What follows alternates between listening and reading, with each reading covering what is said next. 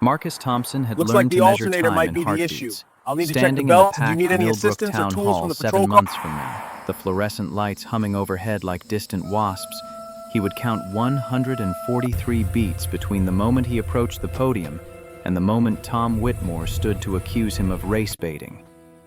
But that night lived in a future Marcus couldn't yet see.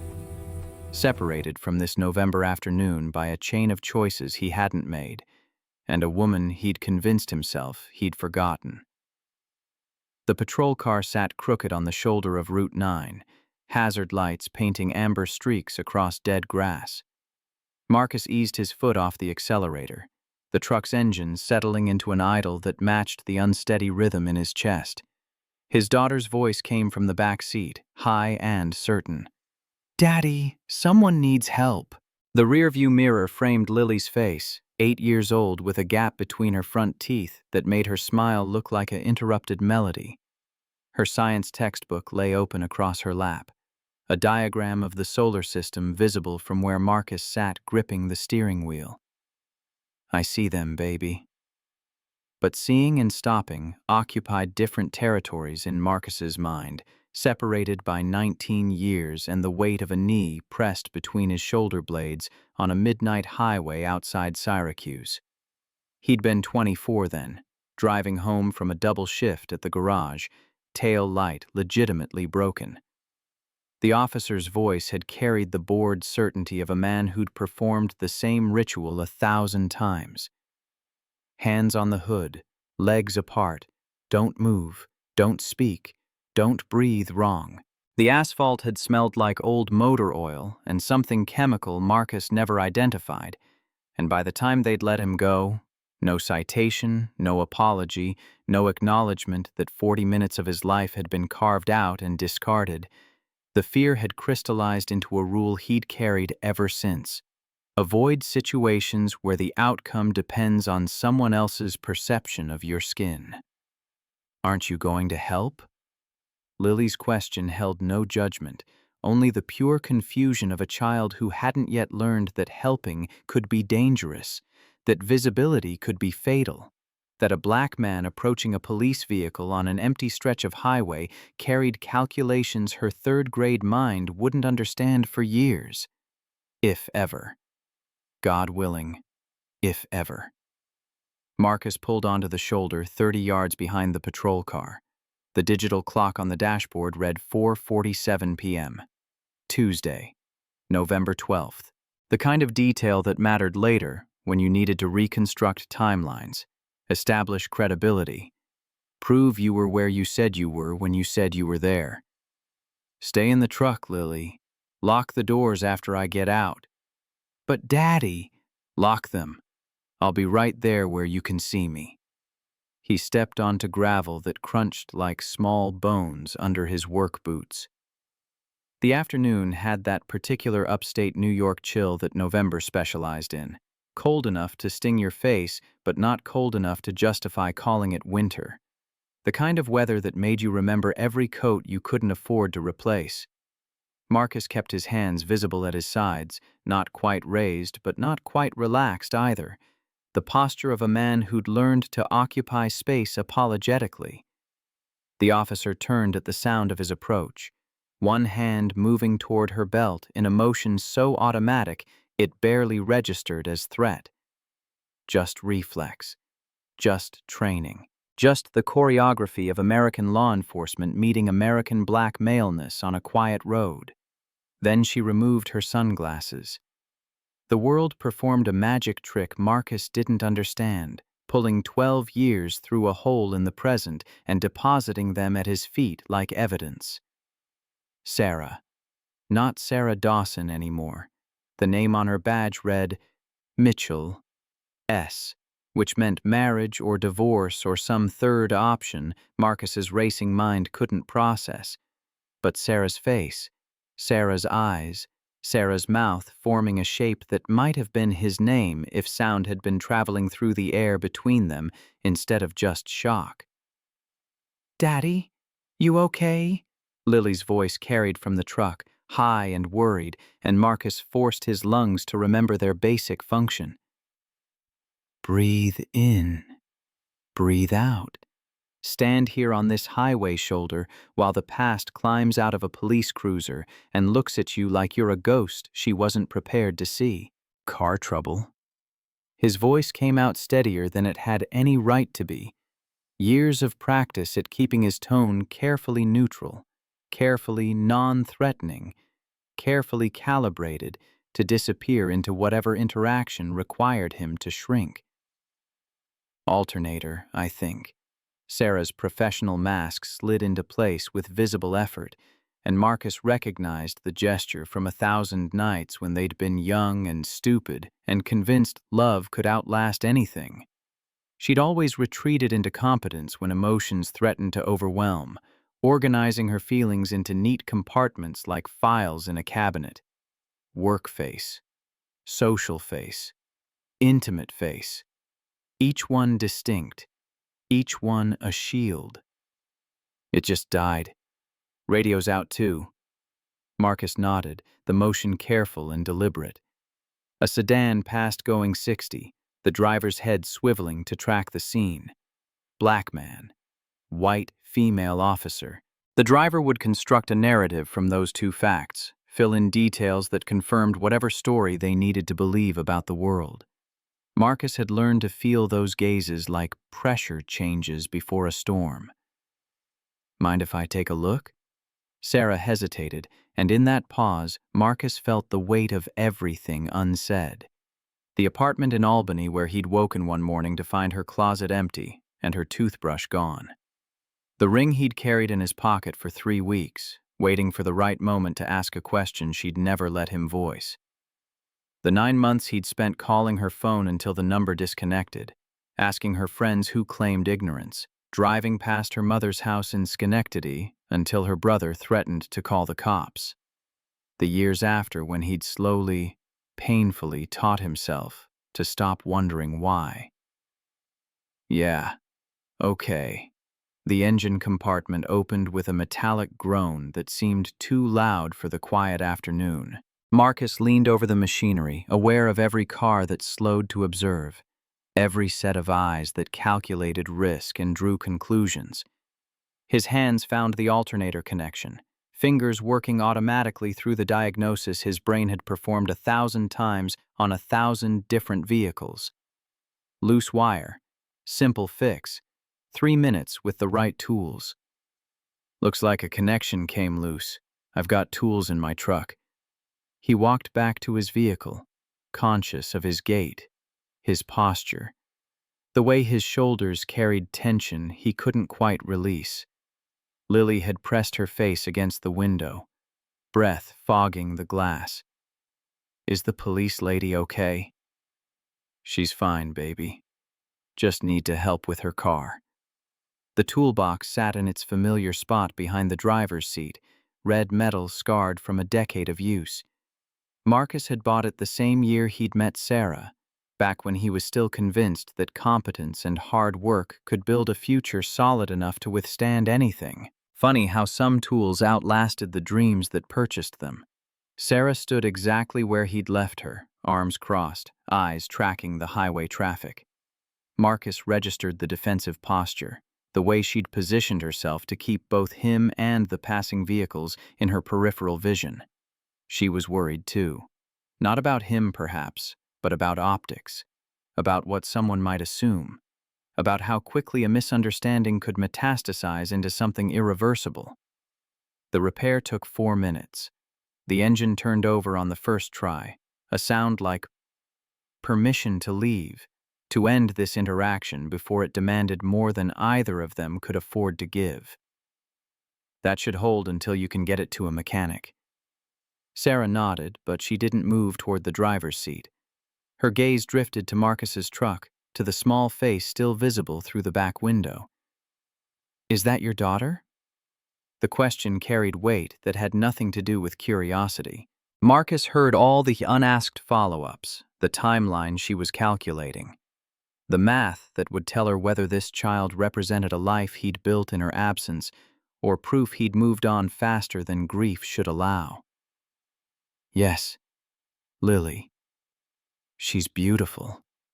Before Marcus could construct a response that didn't require excavating 12 years of accumulated scar tissue, Lily's voice cut across the cold air. "Daddy, I'm hungry. You said we'd get ice cream." Despite everything, despite the impossible coincidence and the accumulated weight of memory and the very real fear that still lived in his spine, Marcus felt his mouth twitch toward something adjacent to a smile.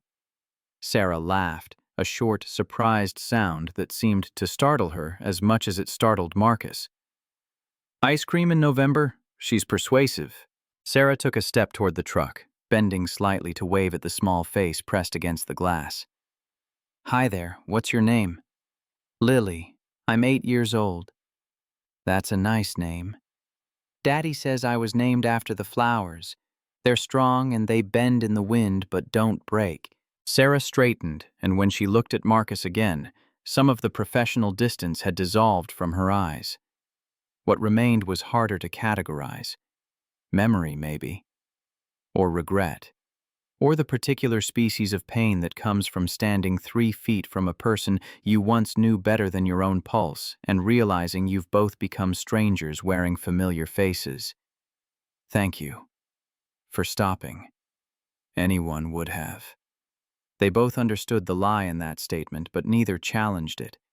Marcus gathered his tools and walked back to his truck, aware of Sarah's eyes following him until he closed the driver's door. The engine started with its usual reluctant growl. In the rearview mirror, Sarah stood beside her cruiser, one hand raised in a gesture that might have been goodbye or might have been something else entirely. Lily was already negotiating ice cream flavors before they'd traveled half a mile. "Can I get 2 scoops?" "With sprinkles." "1 scoop, no sprinkles." "No, that's not fair. Emma gets 2 scoops." Emma's mother makes different decisions than I do. But Marcus barely heard the familiar argument. His mind had snagged on a loop of memory, replaying images he'd spent years trying to file away. Sarah's apartment in Albany, small and cluttered with textbooks from her social work program. The fold-out couch where they'd spent Sunday mornings reading the newspaper, her legs draped across his lap.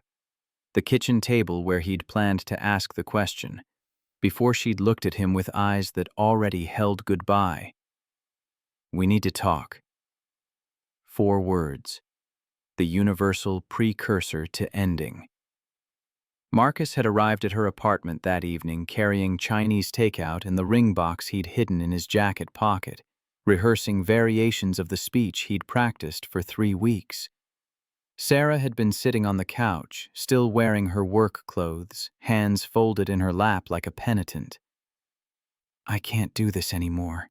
He'd been so stunned by the statement that he'd forgotten to set down the takeout, had stood there holding paper bags that leaked soy sauce while his prepared speech evaporated like mist.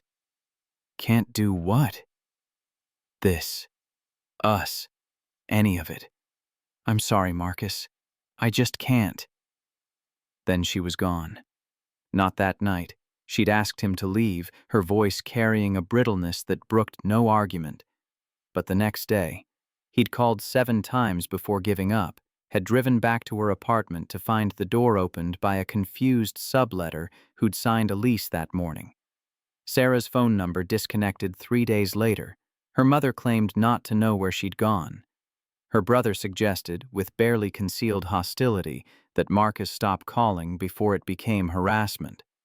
For 9 months, Marcus had constructed elaborate fantasies. Maybe she'd joined a cult. Maybe she'd witnessed a crime and entered protection. Maybe she'd developed amnesia. Anything seemed more plausible than the simple truth that she'd chosen to erase him from her life with the thoroughness of someone removing a stain. Eventually, he'd stopped looking, had sold the ring to a pawn shop in Troy for $800, $200 less than he'd paid. Had moved to Millbrook when May called to say she'd found a foreclosed farm that banks were selling cheap to anyone willing to take on the repairs. Had built a life from the kind of small, deliberate choices that accumulate into something resembling normalcy if you don't examine them too closely. And now Sarah was here, in Millbrook, wearing a badge and driving a patrol car and looking at him like she'd forgotten he existed until the universe forced them into the same geographic coordinates. The farmhouse appeared around the bend in the road, white paint peeling from boards that needed replacing, porch steps that creaked their complaint with every footfall. 3 acres of land that Marcus had worked for 8 years, transforming overgrown fields into something productive through sheer stubborn effort. The kind of property his grandfather would have called a home place, though Marcus suspected the old man would have had questions about whether any place could truly be home when you spent every interaction calculating the safest way to occupy space. May sat in her rocking chair on the porch, wool blanket across her lap despite the relative warmth of the afternoon. 73 years old, arthritis visible in the way her fingers curled around the blanket's edge, heart working harder than it should, according to the cardiologist who'd used terms like manageable and lifestyle adjustments to avoid saying what they both knew. May was running out of time, measured in months or years depending on how generous you wanted to be with definitions. Lily exploded from the truck before Marcus had fully parked, running toward the porch with the boundless energy of a child who hadn't yet learned that the world required careful navigation. "Grandma May, we saw a police lady and Daddy fixed her car and she was really pretty and I'm getting ice cream." May's eyes found Marcus over Lily's head, sharp and knowing. She'd raised 5 foster children over 4 decades, had learned to read the silences between words, the weight that settled into shoulders when something significant had shifted in the day's architecture. "You're late. Got held up on Route 9. Trouble?" Marcus lifted the toolbox from the truck bed, its weight familiar and grounding. "Nothing I couldn't handle." He climbed the porch steps, set the toolbox beside the door, and met May's gaze. She studied him with the same intensity she'd deployed when he was 15 and angry and convinced the world was actively conspiring to crush him. Back then, she'd been the only foster mother willing to take a teenager with his record. 3 schools, 2 group homes, 1 juvenile detention stint for a fight he'd started because another kid had used a word Marcus's rage wouldn't tolerate. May had looked at him across her kitchen table and said, "You can be angry or you can be smart. Both will use up your energy. Choose which one builds something." Who was it? She already knew. May had this uncanny ability to extract truth through patience, waiting until the silence became more uncomfortable than confession. Sarah Dawson. Sarah Mitchell now, I guess. May's rocking chair went still. That girl who left? She's a cop now, working in town apparently.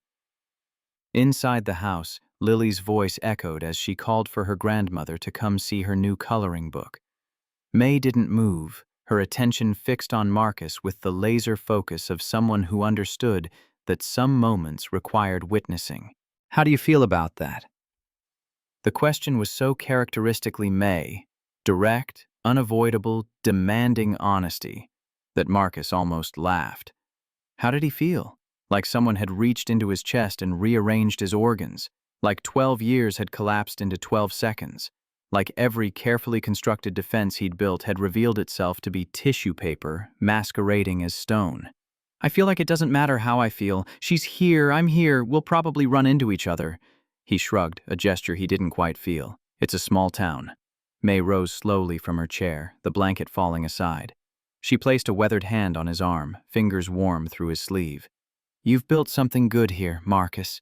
For yourself, for that child. Don't let old ghosts shake the foundation."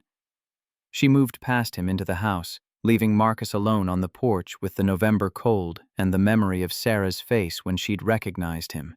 He stood there until the sun started its descent toward the tree line, painting the sky in shades that reminded him of bruises, purple and orange, and that particular blue that exists only in the threshold between day and night.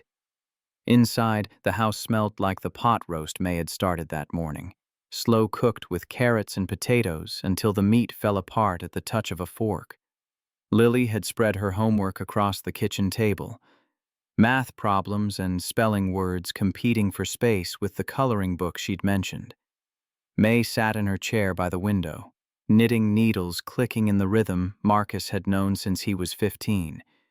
He started dinner preparations automatically, pulling vegetables from the refrigerator, finding the cutting board worn smooth by decades of use. The knife work required just enough attention to quiet the louder thoughts, reducing the day to the simple equation of blade meeting vegetable, celery and onions and peppers, forming small piles that would eventually become something nourishing.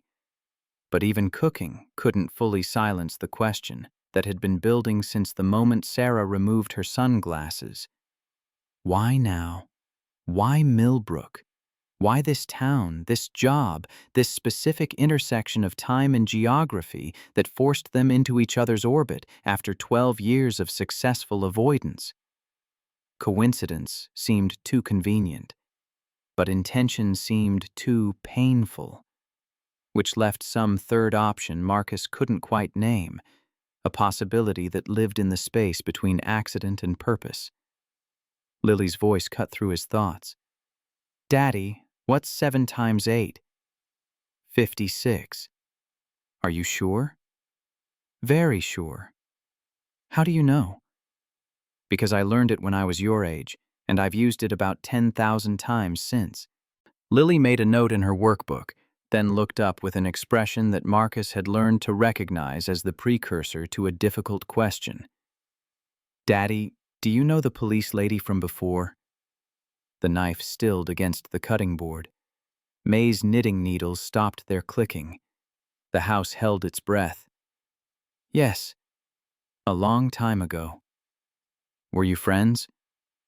Friends. What a wholly inadequate word for what they'd been. Lovers, yes. Partners, briefly.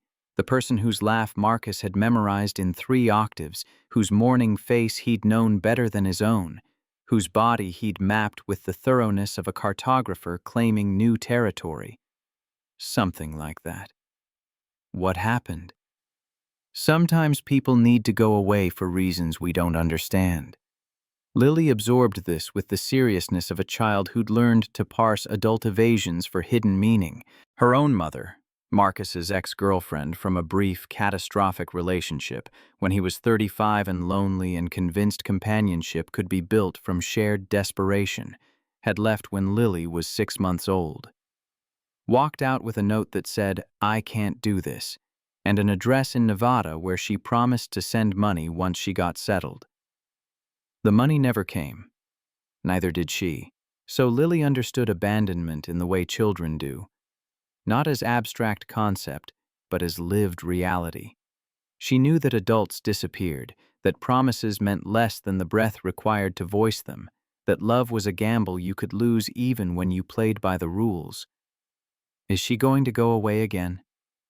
I don't know, baby. Do you want her to? Marcus set down the knife and turned to face his daughter, this small person whose existence had become the organizing principle of his life.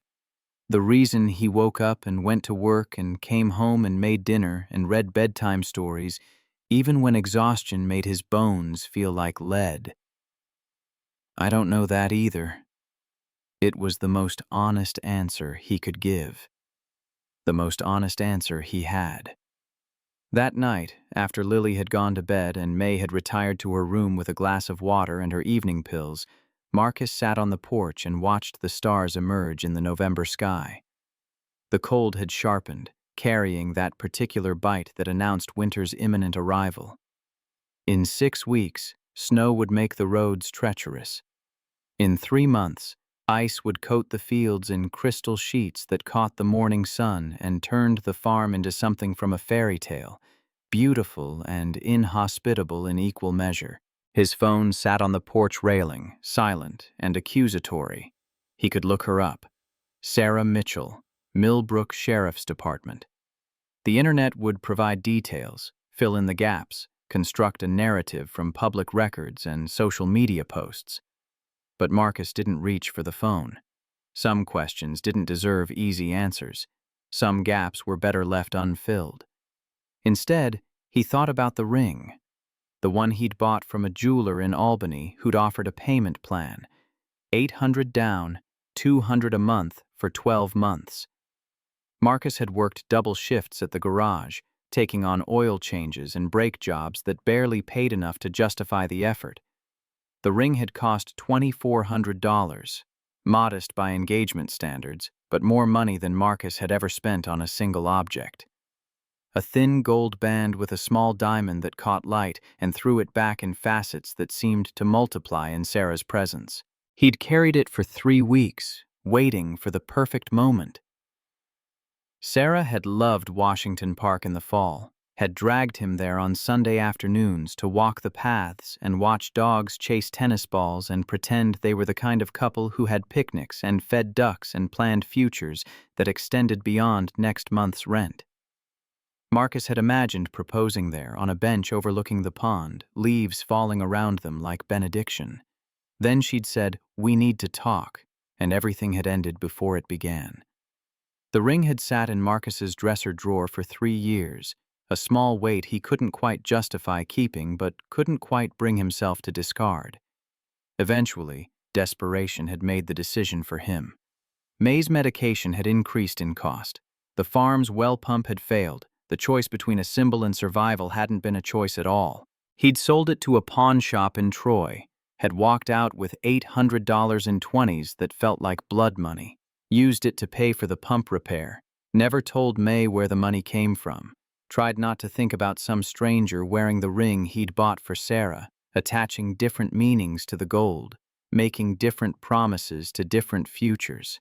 And now Sarah was here, and the past wasn't past at all, just dormant, waiting for the right conditions to resurrect itself. The Saturday farmers market in Millbrook occupied 4 blocks of Main Street, vendors setting up before dawn to claim the best spots. Marcus had been coming for 3 years, long enough to know which farmers had the best tomatoes, which baker made bread that didn't turn to sawdust by evening, which vendor would slip Lily an extra apple when May wasn't looking. It was one of the few public spaces where Marcus could relax marginally, where the rhythms of commerce and community created a buffer against the constant low-grade vigilance that characterized most of his interactions in town. Lily loved the market for the kettle corn, dragging Marcus to the same vendor every week to negotiate for the largest bag her allowance could afford. May loved it for the socialization, the chance to catch up with women she'd known for 4 decades, trading gossip and recipes with the casual intimacy of people who'd watched each other age. Marcus loved it because for 2 hours every Saturday, he could pretend normalcy was achievable. They were examining winter squash at the Muller farm stand when Marcus saw her. Sarah stood 3 stalls down, dressed in civilian clothes, blue sweater, jeans, hair loose around her shoulders. She looked different without the uniform, softer somehow. Though she carried herself with the same careful posture Marcus remembered, shoulders squared as if perpetually preparing for confrontation. She saw them at the same moment. For a breath, neither moved. Then Lily spotted her, and the decision was made. "Daddy, it's the police lady!" Before Marcus could formulate a response, Lily had broken away and was running toward Sarah with the boundless enthusiasm that only children possessed, that ability to hurtle toward new experiences without considering consequences. Sarah saw her coming and knelt, bringing herself to Lily's eye level with the practiced ease of someone who'd learned to meet children on their terms. "Hi, remember me? I'm Lily." "Of course I remember you, the ice cream girl. We got mint chocolate chip. It's the best flavor. What's your favorite?" "Probably strawberry." Lily wrinkled her nose with dramatic emphasis. "That's a boring choice." Marcus had caught up by then, May trailing at a slower pace, and he felt compelled to intervene. "Lily, that's not polite." "But it's true," Sarah laughed, standing up to meet Marcus's eyes. "She's not wrong. It is a boring choice. I've just always liked it." The interaction drew attention from nearby vendors and shoppers. Marcus felt their eyes, the weight of observation, the unspoken questions.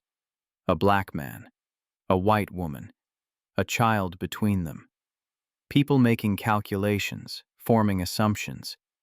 In a town this size, where everyone knew everyone's business and gossip traveled faster than fact, this encounter would be dissected over dinner tables and coffee meetings, transformed into narrative that confirmed whatever biases the observers already held.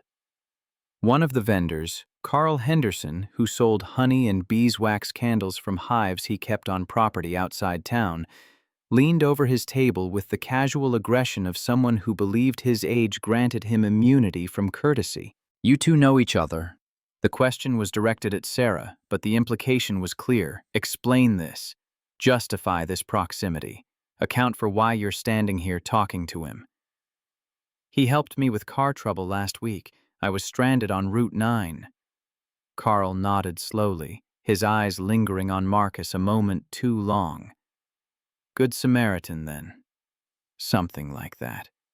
Marcus put his hand on Lily's shoulder, the gesture both protective and proprietary. "We should get going. Still need to pick up eggs." But Lily had other plans. "Wait! I want to show her my loose tooth." "Maybe next time, baby." Sarah's smile had faded, replaced by something more complicated. She'd registered the undercurrents, the tension that thrummed beneath the surface of ordinary interaction. She understood, perhaps better than Marcus had expected, how quickly innocent exchanges could be perceived as something else, how the simple act of two adults talking could be weaponized in the right hands. "It was good to see you, Lily." She met Marcus's eyes, held them for a half-second longer than necessary. "You too, Marcus." She said his name like she was testing it, remembering how it felt in her mouth, relearning the shape of syllables she'd spoken 1,000 times in a different life. Then she turned and walked toward the parking area, leaving Marcus and Lily standing beside Carl Henderson's honey stand while May caught up, breathing harder than the short walk should have warranted. They completed their shopping in relative silence, Lily chattering about everything and nothing, the cool weather, the pumpkins still on display at the produce stand, the dog she'd seen tied up outside the coffee shop. Marcus listened with half his attention, the other half processing what had just happened, the implications of a 3-minute interaction that would ripple through Millbrook's social networks like a stone dropped in still water. Sarah could leave whenever she wanted. She had that freedom, that mobility. A promotion in another county, a transfer to a different jurisdiction, a better opportunity somewhere else. She could simply disappear again, just as she had 12 years ago, and the town would forget she'd ever been here within 6 months. But Marcus was rooted. His farm, his daughter, his mother. His life was built into this soil, bound to this place by choices and circumstances that accumulated into something immovable. He couldn't just pull up stakes when things got uncomfortable, couldn't relocate when gossip started to bite, couldn't escape the consequences of being visible in a town that preferred he remain invisible. That was the cost Sarah never had to pay, the cost she probably never even thought about. "Daddy, you're squeezing my hand too hard." Marcus loosened his grip immediately, looking down at his daughter with something approaching alarm. "Sorry, baby." "Are you okay?" She looked up at him with concern that no 7-year-old should have to feel, and Marcus realized he'd been teaching her to read his moods, to monitor his emotional state, to take responsibility for adult anxieties she couldn't possibly understand or resolve. Another way the world's weight got distributed downward, how children of color learned too young that their safety depended on managing other people's comfort. "I'm fine. Just thinking." About what? About how to explain a world that doesn't make sense. About how to teach you to navigate spaces that weren't built for us.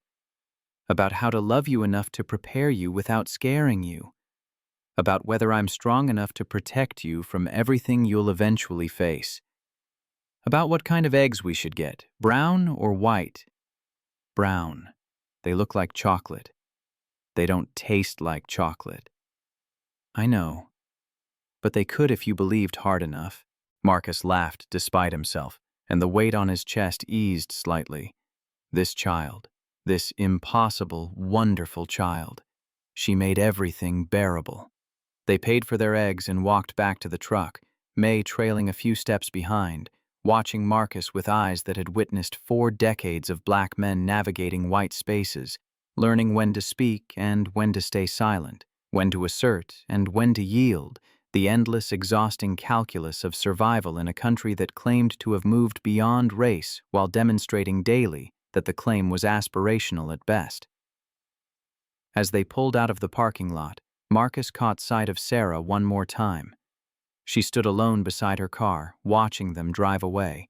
The look on her face was one Marcus couldn't quite decipher, but it stayed with him long after Millbrook's Main Street disappeared in the rearview mirror, long after they'd driven home and unloaded groceries and settled into the afternoon routine that structured their Saturdays.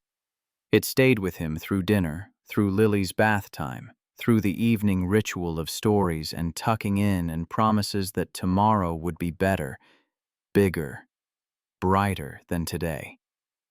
It stayed with him as he sat on the porch again, watching the stars wheel overhead in their ancient patterns, navigation points that had guided travelers for millennia, but offered no direction for the journey Marcus found himself beginning.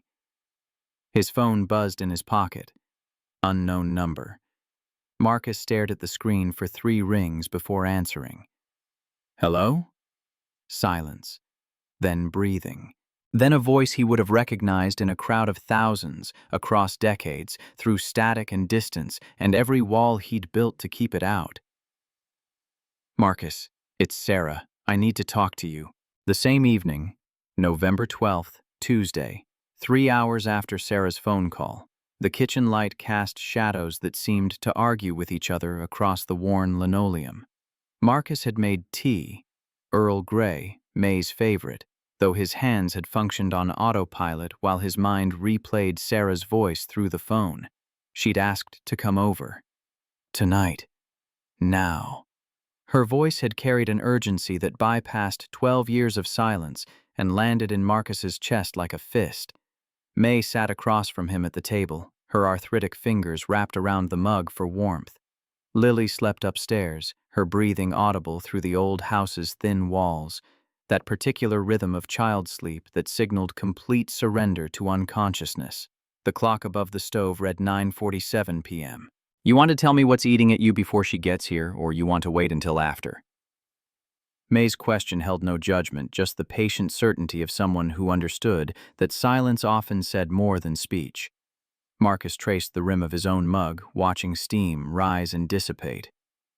I don't know what she wants. Yes, you do. She wants forgiveness. Question is whether you're ready to consider giving it.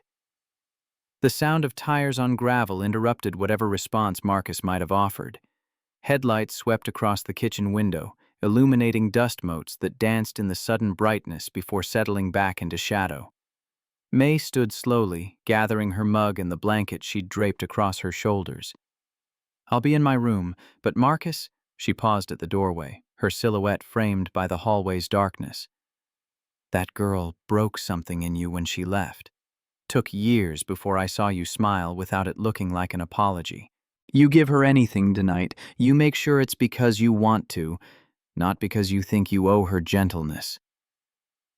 Then she was gone, her footsteps careful on stairs that creaked under even her slight weight. Marcus stood and moved to the front door, arriving just as Sarah raised her hand to knock. For a moment they stood separated by wood and screen and 12 years of accumulated distance. He opened the door.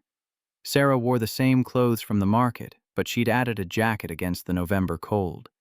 Her hair caught the porch light, highlighting strands of gray that hadn't been there when Marcus knew her before. She looked tired in a way that went deeper than missing sleep, the kind of exhaustion that lived in bone marrow and couldn't be resolved with rest. Can I come in? Marcus stepped aside, and Sarah entered the house she'd never seen, taking in details with the observational intensity of someone trained to catalog environments. The photographs on the wall, Lily at various ages, May's wedding portrait from 40 years ago, Marcus himself at 15 with that angry, scared expression he'd worn like armor back then. The worn couch that May had owned since the Carter administration. The bookshelf crammed with paperbacks and Lily's picture books, and the legal texts Marcus had collected during the year he'd almost convinced himself he could afford law school. Your foster mother's place. It wasn't a question. Sarah had known about May, had met her twice during their relationship. Brief introductions that Marcus now realized had been deliberately superficial. He'd kept Sarah separate from the most important parts of his life, maintained boundaries he'd thought were protective, but maybe had just been prophetic. May took me in when I was 15. She bought this place 8 years ago when the bank foreclosed. I bought it from her when I could afford the down payment. It's nice. Feels like home. The observation landed awkwardly, and Sarah seemed to recognize the presumption. She turned away from her inventory of the room, meeting Marcus's eyes with visible effort. I know you didn't expect to see me again. I know coming back here wasn't... Why are you here, Sarah? The question came out harder than Marcus intended, but he didn't soften it. 12 years had earned him the right to directness. Sarah moved to the couch but didn't sit, her hands finding her pockets in a gesture Marcus remembered from arguments they'd had, that need to occupy her hands when words felt insufficient. Because you're in danger. Tom Whitmore and his crew, they're not just suspicious neighbors. They're organized. Organized how? 3 weeks ago, I started getting complaints about you. Anonymous calls to the station. Someone saying they'd seen suspicious activity at your farm. Trespassing. Possible drug involvement. Marcus felt his jaw tighten. Drug involvement. I know, it's textbook. They're building a file, Marcus, trying to establish a pattern of reports that gives them legal cover for harassment. Next step is probably property damage made to look like accidents. Then it escalates. And you know this because? Because I've been documenting them for 6 months. Tom Whitmore runs a group, 8 men, all white, all convinced that Millbrook belongs to them and people like you are invading. She pulled her phone from her jacket, navigating to a folder of photographs. Tom's barn, shot from distance with telephoto lens. 8 men visible through the open door, their faces clear enough to identify. Timestamps on each image spanning October through early November. They meet every Thursday, they coordinate. Tom's brother-in-law works at the county clerk's office. He feeds them information about property transactions, who's buying where, demographic data.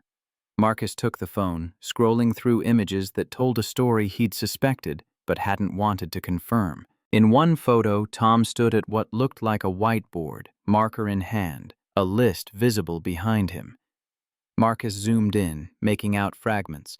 Thompson Farm, Patterson Custody, Hughes Domestic. Who are Patterson and Hughes? Black fathers who've had problems in town.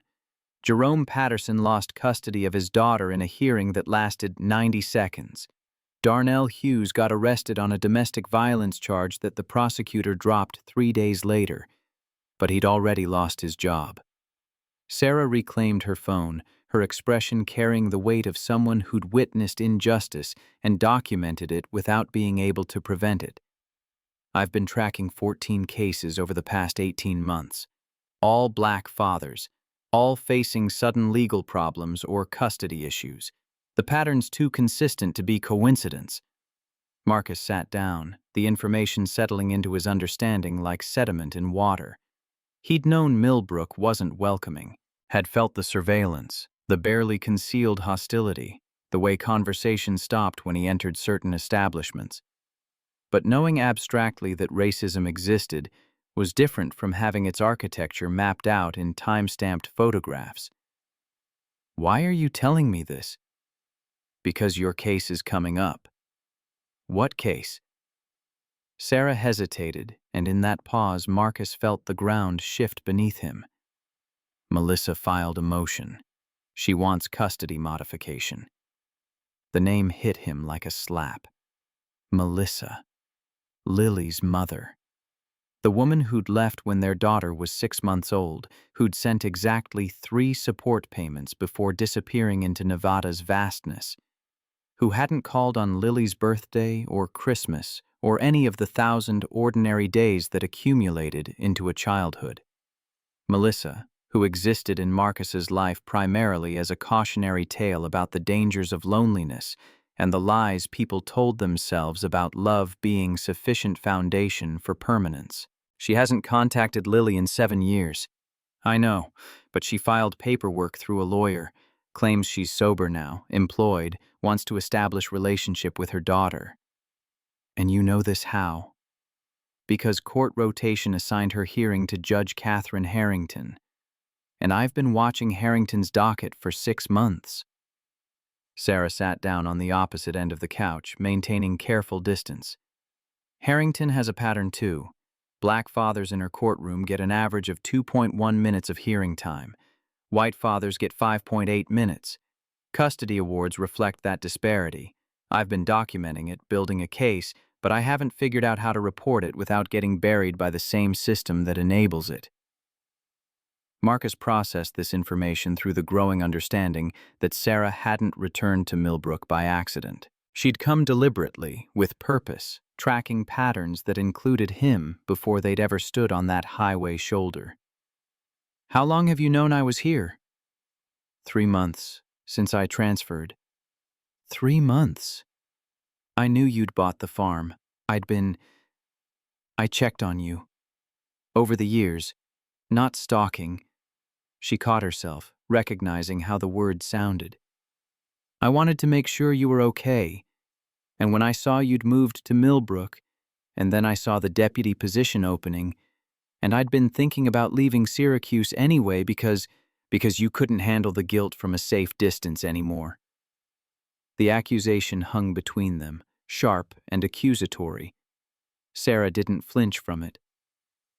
Yes, because I couldn't handle it anymore. Because I owed you an explanation you never got. Because I've spent 12 years wondering if I made the right choice, and 3 months ago I decided I was tired of wondering. What choice, Sarah? You left.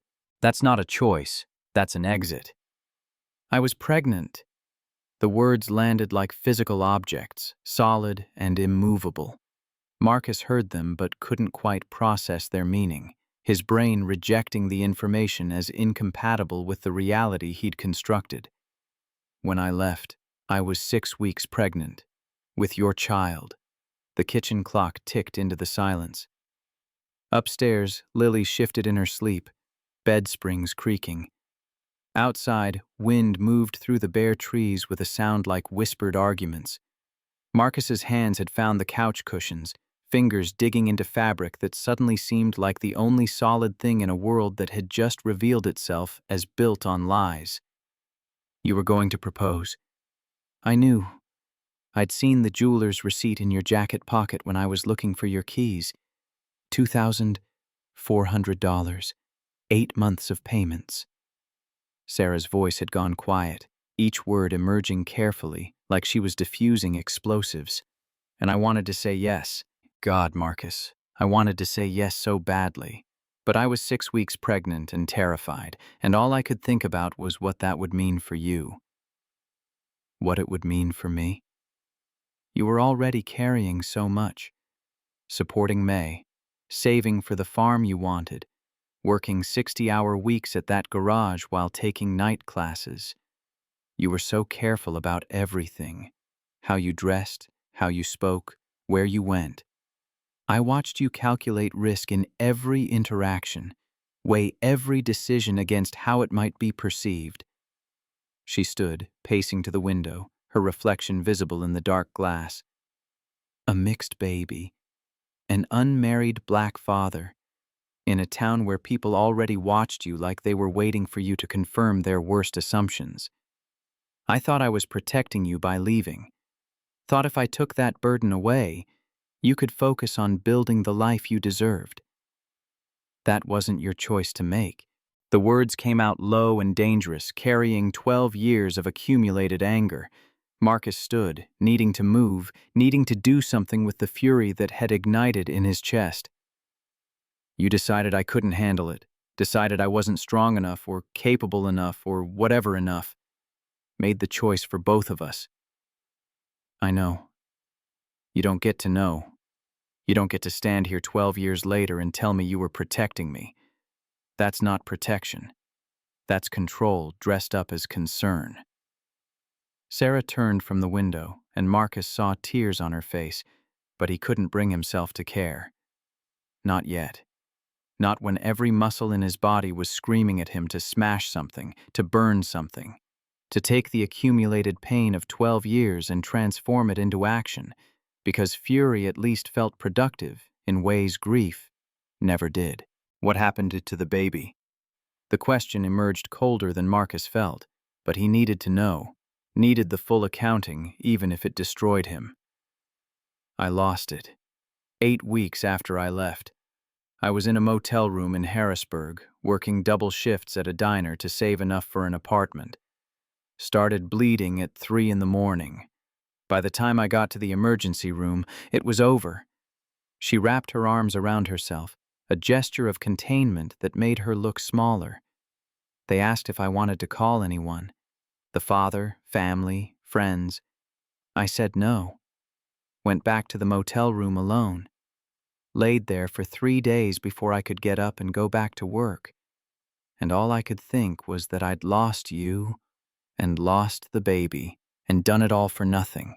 Marcus wanted to feel sympathy, wanted to access the compassion that May had spent years teaching him, the understanding that people made mistakes, that pain wasn't a competition, that Sarah's suffering didn't negate his own but existed parallel to it. But the fury was still too close to the surface, and beneath the fury lived a grief so massive he couldn't see its edges. You could have told me. After, when you'd lost the baby and realized you'd made a mistake, you could have called. And said what? Sorry I disappeared while pregnant with your child and then miscarried alone, but I'd like to resume our relationship? You would have hated me. I hated you anyway. The admission surprised them both. Marcus sat back down, the anger draining as quickly as it had risen, leaving behind exhaustion that made his bones feel ancient. For years, Sarah, I hated you. Constructed elaborate fantasies about seeing you again, about what I'd say, how I'd make you understand what you'd done. Then Lily came along, and I didn't have energy for hate anymore. It's expensive, holding on to that much rage. Required resources I needed for other things. He looked up at her, this woman who'd been the organizing principle of his 20s, whose absence had shaped his 30s as much as her presence had defined the years before. So I let it go. Convinced myself you were gone, and that was fine because I had Lily and May and a farm that needed work. Built a life that didn't include you. And now you're here telling me you were pregnant, and I don't know what you expect me to do with that information. Sarah moved back to the couch, sitting closer than before but still maintaining distance. I don't expect anything. I just needed you to know the truth. Before Melissa's hearing, before whatever Tom's planning escalates. You deserved to know why I left, even if it doesn't change anything. When's the hearing? 3 weeks, November 30th. Marcus calculated 21 days to prepare a defense against a woman who'd abandoned their daughter, but would likely benefit from judicial bias that favored mothers, particularly white mothers whose narratives about redemption and second chances resonated with family court judges in ways that black fathers' narratives never did. 21 days to figure out how to present himself as stable and capable when his bank account held $82 and his farm ran on credit that grew more precarious each season. I could help with the case. Marcus almost laughed. You're a cop, Sarah, not a lawyer. No, but I've been documenting Harrington's bias for 6 months. I have data. Timestamps on every hearing, demographic breakdowns, custody outcomes. Evidence that establishes pattern. We could file a motion to recuse her. If you want. If you'll let me. The offer hung in the cold air between them. Marcus recognized it for what it was. Not just practical assistance, but penance. Sarah's attempt to make amends by transforming guilt into action. Part of him wanted to refuse on principle, to maintain the boundaries that had kept him safe for 12 years.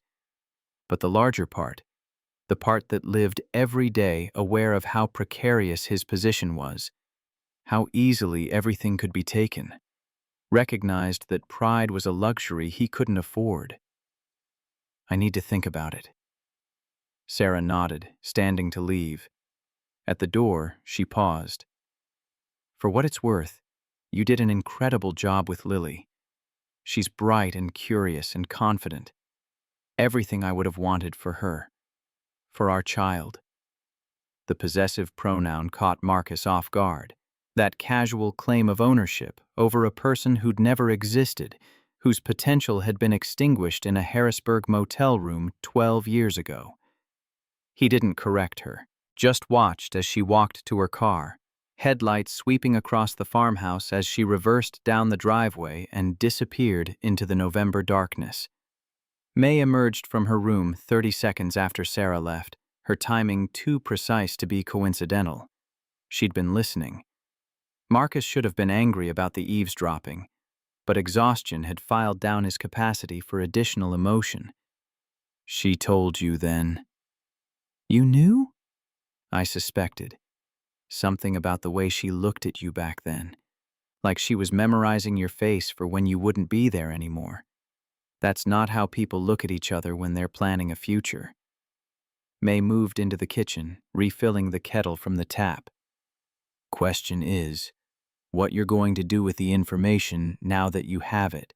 Marcus leaned against the doorframe, watching May perform the small rituals of preparing tea, movements so familiar they'd become invisible until you paid attention and realized how much care went into even the simplest actions. I don't know. Part of me wants to tell her to leave, that she doesn't get to come back after 12 years and expect anything. And the other part? Understands that people make choices from fear, and fear makes people cruel even when they're trying to be kind. The kettle began its low whistle, building toward the shriek that would announce water's transformation. May poured carefully, steam rising around her weathered hands. That understanding's going to cost you something. Forgiveness always does. Question is whether you think the cost is worth what you might get back. She handed him a mug, the ceramic warm against his palms. Your hearing's in 3 weeks. Sarah's offering help. Seems foolish to refuse out of pride when your daughter's future is the thing at stake. When did you get so practical? Around the same time you got so stubborn. Must have been a Thursday.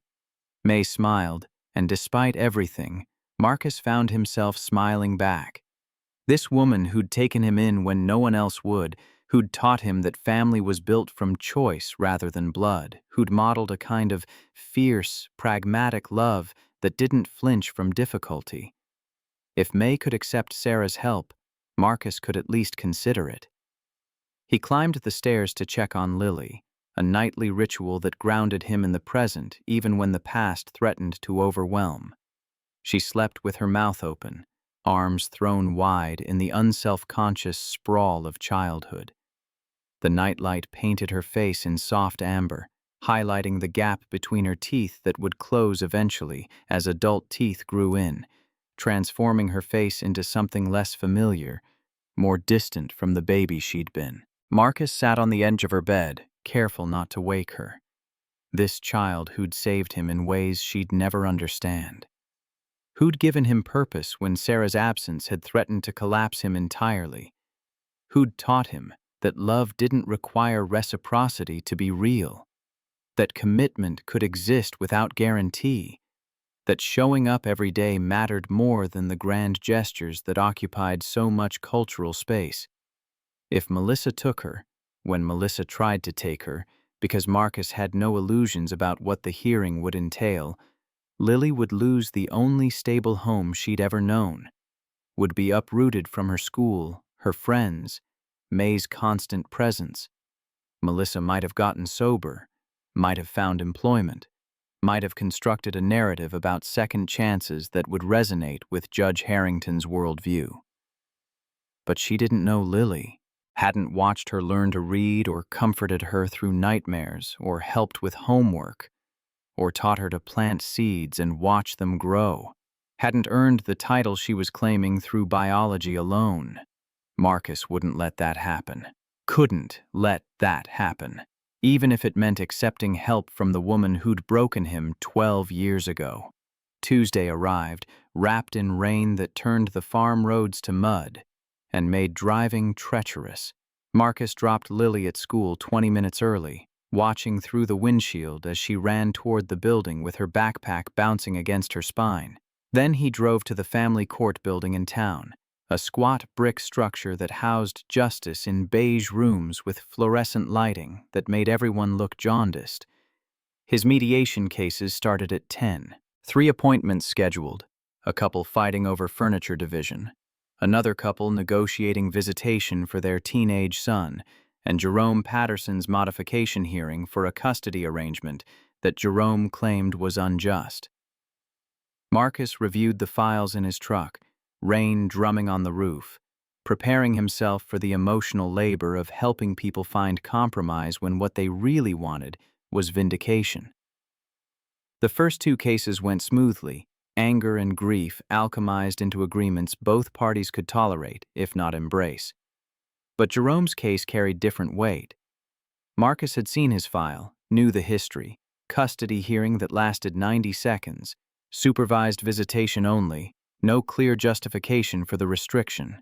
Jerome worked 50 hours a week at the mill, had maintained stable housing for 3 years, had character references from his employer and landlord. His ex-wife had remarried, moved to a better neighborhood, presented the optics of stability that family courts rewarded. Jerome arrived 10 minutes before their scheduled appointment, accompanied by his new lawyer, a young woman from legal aid who looked fresh out of law school and appropriately overwhelmed. Marcus led them to the mediation room, a space designed to feel neutral and instead felt sterile, decorated with prints of landscapes that existed nowhere on Earth. "Mr. Thompson, I appreciate you fitting us in. I know these slots are competitive." Jerome's voice carried the particular exhaustion of someone who'd been fighting bureaucracy for years, accumulating small defeats that compounded into resignation.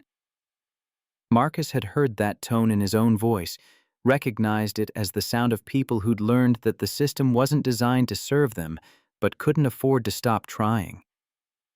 "Your modification request lists 3 grounds for increased visitation. Let's walk through them." They spent 40 minutes reviewing Jerome's case, documenting the ways he'd met every requirement the court had imposed, exceeded every expectation, transformed himself into a model of responsibility. The lawyer took notes, occasionally interjecting with legal terminology that framed Jerome's life in the language courts understood. But beneath the professional discussion, Marcus felt the current of something darker: the knowledge that evidence and logic might not matter, that Judge Harrington would see a black father and make decisions based on pattern rather than particularity. "Have you considered filing a bias complaint?" The lawyer looked up from her notepad, surprise visible on her face. Jerome's expression held more wariness than hope. "On what grounds?" "Pattern of discrimination. If we can establish that Judge Harrington systematically disadvantages black fathers, we could move for recusal. Your case gets reassigned to a different judge." The lawyer seemed to be calculating something, weighing risk against potential benefit. "That's a serious allegation, Mr. Thompson. We'd need significant evidence, documented pattern across multiple cases, statistical analysis, witness testimony, the kind of thing that takes months to compile." "What if the evidence already exists?" Marcus pulled out his phone, navigating to the folder where he'd stored screenshots of Sarah's photographs, her data spreadsheets, the timeline she'd constructed. 14 cases over 18 months. Names, dates, hearing lengths, outcomes. The architecture of bias laid bare in numbers that couldn't be explained away as coincidence. Jerome leaned forward, reading the screen with an intensity that made his hands shake. Where did you get this? Source who's been documenting Harrington for 6 months. Police officer who's seen the pattern and decided it needed exposure. The lawyer's professional skepticism fought with visible excitement. If this is accurate, this is grounds for immediate judicial review. Possibly misconduct charges. We'd need to verify the data, get sworn testimony from the other fathers listed here, file formal complaint with the state commission. She looked up at Marcus, something like recognition dawning. Your hearing's coming up too, isn't it? The custody modification with your ex? 3 weeks. And you're assigned to Harrington. Yes. Jerome sat back, understanding passing across his face. You're not just helping me. You're building a case for yourself. Marcus didn't deny it. Self-interest and justice weren't mutually exclusive. If he could help Jerome while simultaneously creating grounds to recuse Harrington from his own hearing, everyone won except the people who'd built their careers on systemic bias. I can connect you with the officer, Deputy Sarah Mitchell. She has all the documentation, chain of custody established, timestamps verified. She's been waiting for someone willing to go public. The lawyer was already typing notes into her tablet, fingers moving fast enough to suggest she recognized the opportunity for what it was. I'll need a few days to review the evidence, consult with supervising attorneys, figure out proper procedure. But Mr. Patterson, if you're willing to be the named complainant, we could file by end of week.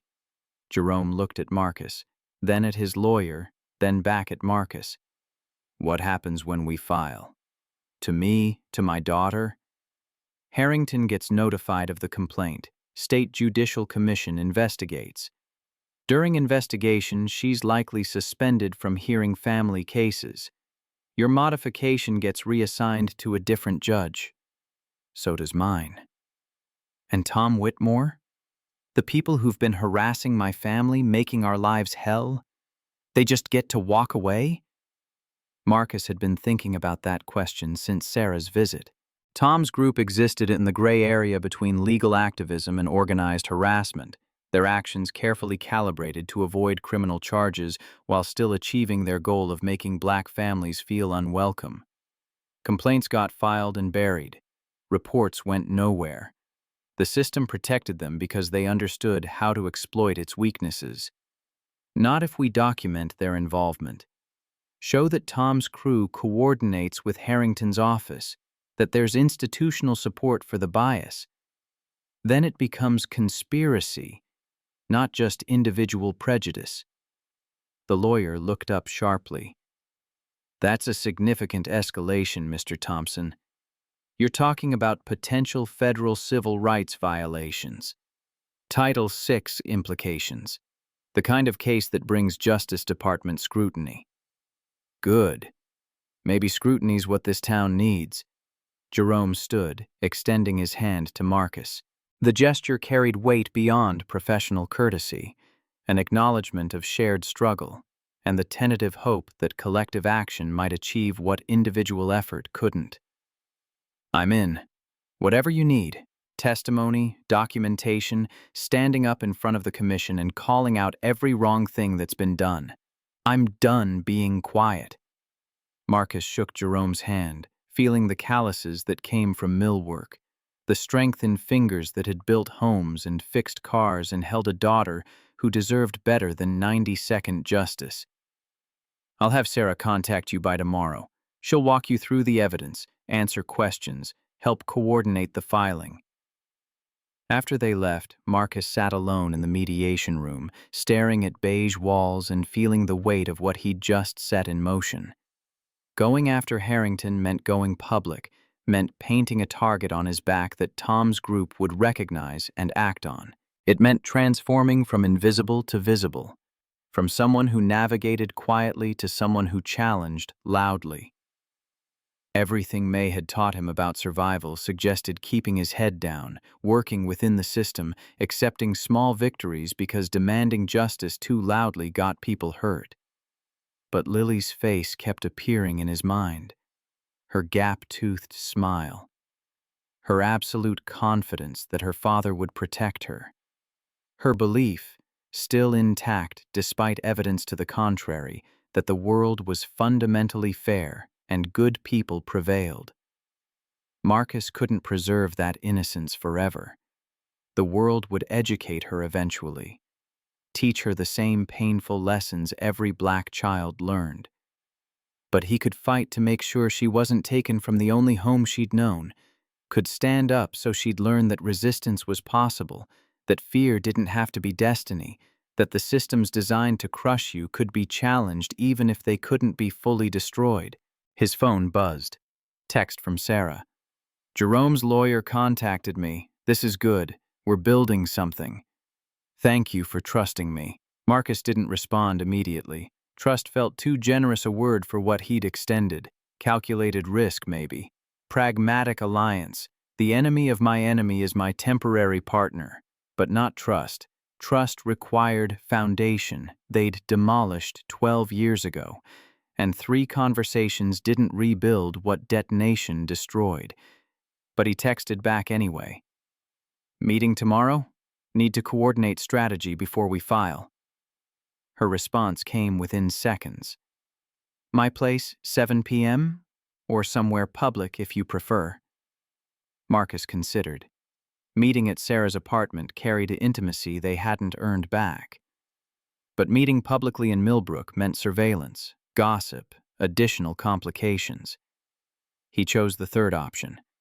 The farm, after Lily's asleep. Come around back. We'll talk on the porch. The school pickup line moved with the efficiency of assembly line production, each parent pulling forward in turn to collect their assigned child. Lily climbed into the truck with her backpack and a folder full of papers that teachers sent home every Tuesday, a mix of graded work and permission slips and fundraiser notices that required parental attention. Mrs. Anderson asked me to stay after class. Marcus's hands tightened on the steering wheel. Mrs. Anderson, the teacher who'd penalized Lily for asking inconvenient questions about Thanksgiving mythology. What did she want? To tell me my essay about bridges was really good. She said I should enter it in the county competition. Marcus glanced at his daughter, reading her expression for signs of sarcasm or hurt. But Lily looked genuinely pleased, no apparent awareness that Mrs. Anderson's praise represented a reversal from her earlier criticism. That's great, baby. You worked hard on that essay. She said she was wrong before, that she'd been thinking about what I wrote, about how bridges have to be strong enough to hold weight but flexible enough to move with wind, and how that's like people needing to be both things at once. Marcus pulled into the farm's driveway, processing this information. Mrs. Anderson had acknowledged error, even obliquely, even through the lens of Lily's metaphor rather than direct apology. That counted for something in a town where admitting mistake felt like admitting defeat. Did she apologize? Kind of. She said sometimes grown-ups make decisions too fast without thinking about all the perspectives. Then she asked if I'd transferred to Ms. Rodriguez's class, and I said yes, and she said that was probably for the best. Lily unbuckled her seatbelt, gathering her backpack with the unconscious efficiency of repetition. Daddy, are you and Miss Sarah friends again? The question arrived without preamble, delivered in the casual tone children used when asking about weather or dinner plans. Marcus turned off the engine, buying time to formulate response. We're figuring that out. Emma's parents got divorced. She said they had to figure out how to be friends after they stopped being married. Is it like that? Something like that. Emma says her mom cries a lot. Does Miss Sarah cry? Marcus thought about Sarah's face in his kitchen, tears visible in the harsh light, about the grief she'd carried alone for 12 years, unpacking it in his living room like evidence at trial. Sometimes, people cry when they're sad or sorry or trying to explain things that don't have easy words. Lily absorbed this with the seriousness she brought to complex problems, her face scrunched in concentration. I think you should be friends. She seems nice, and she looks at you like you're important. She climbed out of the truck before Marcus could respond, running toward the house where May waited on the porch with after-school snacks and the patience to listen to an 8-year-old's detailed accounting of her day. Marcus sat in the truck a moment longer, Lily's observation echoing. "She looks at you like you're important." Children noticed things adults missed, read emotional subtexts without the interference of self-protection. If Lily saw something in Sarah's expression, Marcus couldn't dismiss it as projection or wishful thinking, which meant he had to consider the possibility that Sarah's return wasn't just about guilt or penance, but about wanting something she'd lost 12 years ago and didn't know how to ask for directly. That night, Sarah arrived at 7:14 p.m., parking near the barn so her car wasn't visible from the road. Marcus met her at the back porch, where May had left a thermos of coffee and 2 mugs that suggested she'd been coordinating with Sarah. They sat in May's old rocking chairs, watching darkness settle over fields that would stay dormant until spring. Jerome's lawyer filed the complaint this afternoon. State Judicial Commission acknowledged receipt, said they'd begin preliminary review within 10 business days. Sarah wrapped her hands around her mug, steam rising in the cold air. Harrington will be notified tomorrow. Once she knows, things are going to escalate. Tom's group will see this as provocation. Let them escalate. We have evidence. You've been documenting their meetings, their coordination. We file harassment complaints backed by actual proof instead of anonymous accusations. Marcus, they don't care about proof. They care about maintaining control. You challenge that, you become a target. He'd already become a target. The anonymous reports Sarah mentioned, the surveillance he'd felt for months, Tom's presence with Derek Mills that night. The machinery of harassment had been operating quietly, and Marcus's challenge would simply make the operation visible. My hearing's in 19 days. If Harrington's suspended, it gets reassigned. That's worth the risk. And if she's not suspended in time? If the commission moves slowly and your hearing proceeds as scheduled? Marcus had considered this scenario. Judicial investigations moved at institutional pace, measured in months rather than weeks.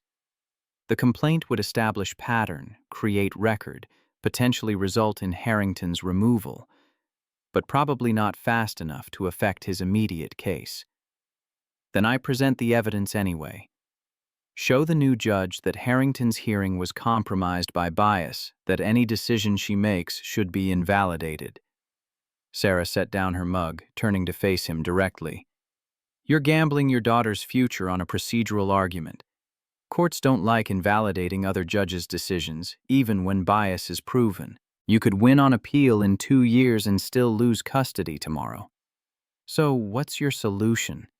I roll over? Let Melissa take Lily without fighting? No. You build a defense so strong that even Harrington can't rule against you. Document everything. Get character witnesses. Show that Lily's thriving here, that removing her would cause harm. Make it impossible for any judge, biased or not, to justify custody transfer.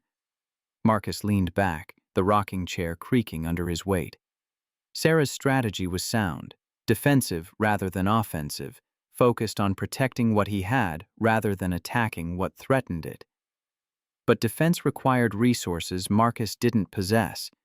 Character witnesses in a town where he'd deliberately kept himself isolated. Documentation of stability when his bank account balanced at $82. Proof of thriving when every month was a calculation about which bills to pay and which to defer. I need help. The admission cost something, but Sarah had earned honesty through her own vulnerability the night before. If they were building partnership, even temporary alliance, it required acknowledging limitation. That's why I'm here. She pulled a folder from her bag, spreading papers across the porch railing. Forms, templates, checklists, a roadmap for constructing a custody defense. Character witnesses. May, obviously, but also Lily's teacher, your employer at the mediation center, neighbors who've seen you with Lily, parents from her school. I'll help you contact them, draft statements, prepare them for possible testimony. Marcus scanned the list, recognizing names and feeling the weight of obligation. These people had their own lives, their own challenges. Asking them to involve themselves in his custody battle meant asking them to take sides in a town where neutrality felt safer than solidarity. Documentation, bank statements, employment records, lease agreement showing stable housing, Lily's school records demonstrating academic progress, medical records showing you've maintained her health care. Sarah pulled out a second set of papers, these ones partially completed. I started pulling public records. You'll need to fill in gaps, but this gives you foundation. And Marcus, she paused, meeting his eyes. You need to document May's health. Show that even though she's elderly and has medical issues, she's not a liability. She's support, family, the kind of intergenerational care that benefits children. May's fine. May's 73 with a heart condition. Melissa's lawyer will use that. Will suggest that you're overburdened caring for an aging parent while trying to raise a child alone. That Lily deserves a two-parent household with younger, healthier caregivers. The argument landed with painful accuracy. Marcus had worried about May's health for years, watched her slow down, seen the medications multiply, heard her breath go ragged after minimal exertion. She was fine now, mostly, but mostly fine and thriving occupied different categories, and family courts made decisions based on trajectory rather than present condition. I'll get her medical records, show her conditions are controlled, that she's stable. Good. And one more thing. Sarah hesitated, and Marcus braced himself for whatever came next. You need to prepare Lily. She's old enough that the judge might want to talk to her, ask about her preferences, assess whether she understands what's happening. Melissa's lawyer will try to paint you as controlling, as having poisoned Lily against her mother.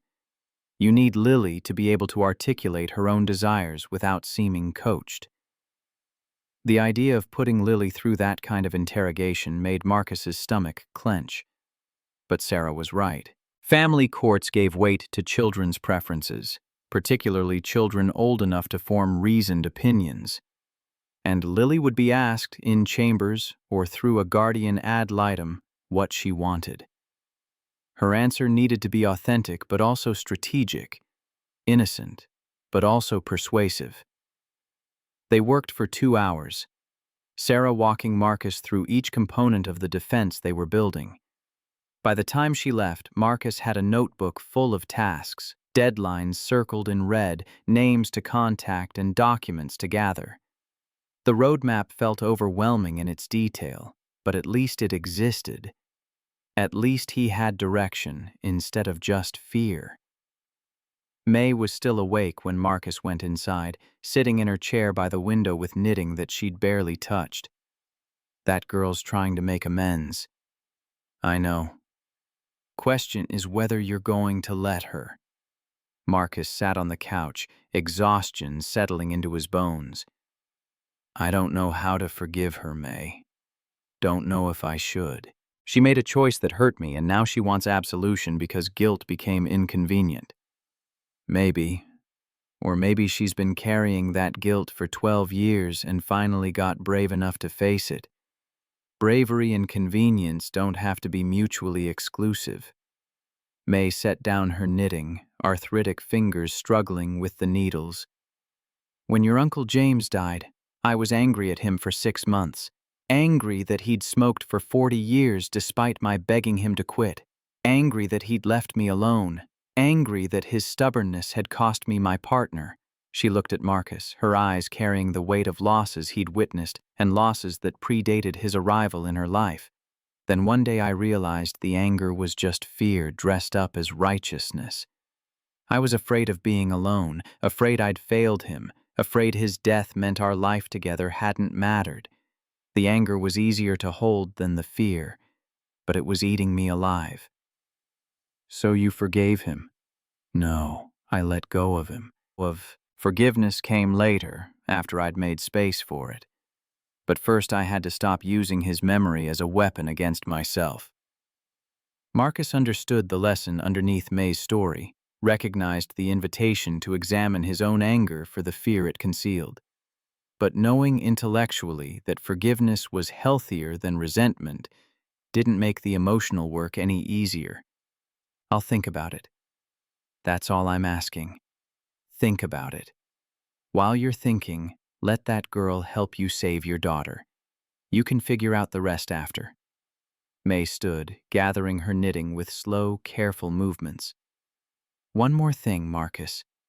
That child upstairs, she's watching everything you do, learning what love looks like by watching how you treat the people who hurt you. You teach her that mistakes are unforgivable. She'll learn to hide her own. You teach her that people can change, that grace is possible. She'll learn to expect better from herself and others. She paused at the stairs. Choose what you want her to learn. The town hall meeting existed in the future, 7 months from where Marcus stood now in May's kitchen, watching frost patterns form on the window glass. But the foundation for that confrontation was being built in moments like these. November 19th, Tuesday morning. Lily eating cereal while Marcus reviewed the custody defense documents Sarah had compiled. Each checkmark represented work completed, gaps filled, a life reduced to bureaucratic evidence that Marcus Thompson deserved to keep raising his daughter. Character witnesses. Secured. May, obviously. Mrs. Rodriguez, Lily's new teacher, who'd written 3 paragraphs about academic improvement and emotional stability. Carl Henderson from the farmer's market, who'd called Marcus directly to apologize for his suspicion and offer testimony about Marcus's integration into community life. Even Jerome Patterson had volunteered, though Sarah had advised against it. Too much association with the judicial complaint could hurt more than help. Financial documentation. Partial. Bank statements showed consistent deposits from mediation work, but also revealed the precarious math of survival. The mortgage payment automated on the 1st of each month. Utilities fluctuating with seasonal demands. Groceries purchased with careful attention to unit pricing and sales. No discretionary spending, no savings buffer, no evidence of the financial stability that family courts equated with good parenting. Medical records for Lily. Complete. Vaccinations current, annual checkups attended, dental care maintained despite Marcus's own deferred health care. The pediatrician had included a note about Marcus's attentiveness, his questions about developmental milestones, his follow-through on recommendations. Small victories documented in clinical language. May's health documentation. Complicated. The cardiologist's report used terms like managed condition and stable with medication, but also noted progressive decline consistent with age and increased monitoring recommended. Melissa's lawyer would seize on those phrases, transform medical reality into narrative about burden and risk. "Daddy, you're not eating." Lily's observation pulled Marcus back to the immediate moment. His own cereal had gone soggy in the bowl, milk-logged flakes that looked like papier-mâché. "Not hungry this morning, baby. Are you worried about something?" Children developed this radar, learned to read adult anxiety through subtle cues that bypassed verbal communication. Marcus had tried to shield Lily from the custody battle's details, but she lived in the same house, heard the phone conversations, watched him compile documents late into the night. "Just thinking about work. Lot of cases this week." Lily accepted this explanation with the grace of a child who'd learned not to push when adults deployed deflection. She finished her cereal, rinsed the bowl without being asked, gathered her backpack with the efficiency of routine. On the drive to school, she chattered about the science fair project she was planning, something involving plant growth and light exposure. And Marcus made appropriate sounds of encouragement while his mind calculated timelines and worst-case scenarios. 3 weeks until the hearing. 19 days to transform his life into a presentation compelling enough to overcome judicial bias and maternal claims. 19 days to prove that a black single father living paycheck to paycheck with an elderly foster mother qualified as stability worth preserving. The Judicial Commission's response to Jerome's complaint had arrived via certified mail the previous afternoon. Preliminary review indicated sufficient grounds for investigation. Judge Catherine Harrington would be interviewed within 10 business days. Pending investigation results, the commission would determine appropriate action, which could range from reprimand to suspension to recommendation for removal. 10 business days meant 2 weeks minimum. The hearing would proceed before any decision materialized. Marcus had known this, had prepared himself for the timeline's inadequacy. But knowing intellectually and experiencing emotionally occupied different territories. Sarah had texted that morning. Harrington knows about the complaint. Derek told me she's angry, feeling targeted. Watch for retaliation. Retaliation could take infinite forms. Rushed hearing procedures, hostile questioning, rulings that exceeded judicial discretion but fell short of reversible error, or something less direct. Pressure on Marcus's employers, scrutiny of his mediation cases, whispered suggestions that made people question whether association with him carried professional risk. The mediation center occupied a converted house near the courthouse, its rooms decorated in colors that psychologists claimed promoted calm. Marcus's morning cases proceeded normally, a property dispute resolved through grudging compromise, a support modification negotiated within state guidelines. But during lunch break, his supervisor Rita Chen called him into her office. Rita had hired Marcus 3 years ago, impressed by his natural facility for de-escalation and his nuanced understanding of how power dynamics shaped negotiation. She was 60, Chinese-American, carried herself with the exhausted competence of someone who'd spent 4 decades navigating systems designed to exclude her. Marcus, I need to ask you something, and I need you to be honest with me. The preamble activated Marcus's threat detection systems. Rita's directness usually bypassed preliminaries, got straight to substance. When she used softening language, bad news followed. I'm being honest. Are you involved in a complaint against Judge Harrington? Marcus calculated responses, weighing honesty against self-protection. But Rita deserved better than evasion. I'm supporting a complaint filed by another father, Jerome Patterson. His case demonstrated clear bias. And your own hearing is scheduled in front of Harrington. It was. If she's suspended, it'll be reassigned. Rita leaned back in her chair, fingers drumming on the desk in rhythm that suggested internal debate. I got a call this morning from someone at the courthouse, not identifying themselves officially but implying they had authority, asking questions about your employment here, your performance, whether we'd had complaints. What did you tell them? That your performance has been exemplary, that client satisfaction ratings put you in the top 10% of mediators statewide, that we've received 0 complaints about your conduct. She met Marcus's eyes with an intensity that demanded reciprocal honesty. But Marcus, you need to understand what you're up against. Harrington's been on the bench for 18 years. She has relationships throughout the courthouse, the county administration, local legal community. You're challenging someone with institutional power and the kind of connections that can make your life difficult in ways you won't see coming. I know. Do you? Because from where I'm sitting, it looks like you're risking everything. Your custody case, your employment, and your reputation, on the principle that the system should be fair. And I admire principle, Marcus. But principle doesn't pay your mortgage when you lose your job. The warning carried genuine concern rather than threat. Rita was protecting him and the center simultaneously, acknowledging that sometimes individual justice and institutional survival conflicted. Are you firing me? No.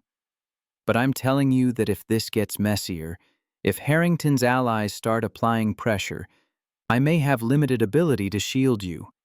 This center operates on county contracts and grant funding. We can't afford to be seen as political. Marcus absorbed this information, adding it to the growing list of potential consequences. Losing mediation income would crater his custody defense, eliminate the employment stability that formed one pillar of his case. But backing down now meant abandoning Jerome and the 13 other fathers whose cases Sarah had documented. meant accepting that institutional bias was permanent, that challenging injustice carried costs too high to pay. I understand. I'm not asking you to take sides, but I'm not stopping. Rita nodded slowly, her expression mixing respect and resignation. I figured you'd say that. For what it's worth, I hope you win, both cases. But Marcus, be careful. The system protects itself first. It'll sacrifice you without hesitation if that's what preservation requires. 5 days later, November 17th, Sunday evening, Marcus met Sarah at the diner on Route 9, a neutral location where their presence together wouldn't trigger immediate gossip. The diner occupied that peculiar American space of compulsory egalitarianism, where factory workers and lawyers ate at adjacent booths and the coffee was uniformly terrible, regardless of customer demographics. Sarah had already claimed a corner booth when Marcus arrived, papers spread across the table like battlefield maps. She'd ordered him coffee without asking, remembered after 12 years that he took it black, no sugar. The gesture felt simultaneously thoughtful and presumptuous, care entangled with assumption. Rita called you in. It wasn't a question. Sarah had been tracking ripples from the complaint, documenting retaliation attempts with the same thoroughness she'd documented Harrington's bias. Warned me that courthouse allies might apply pressure. She's not going to fire me, but she can't promise protection if things escalate. They're going to escalate. I heard from Derek.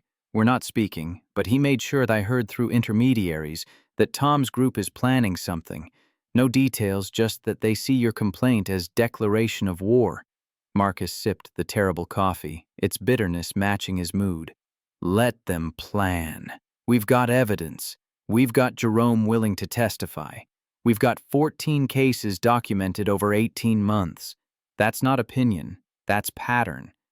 Pattern that challenges how this town has operated for decades.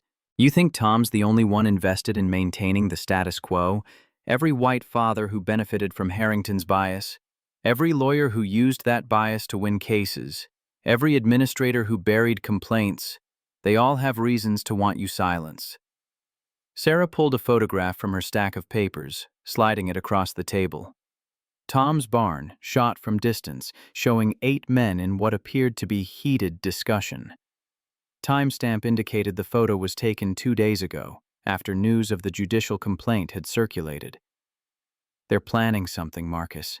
I can feel it. The energy's different. They're not just meeting to complain anymore. They're strategizing.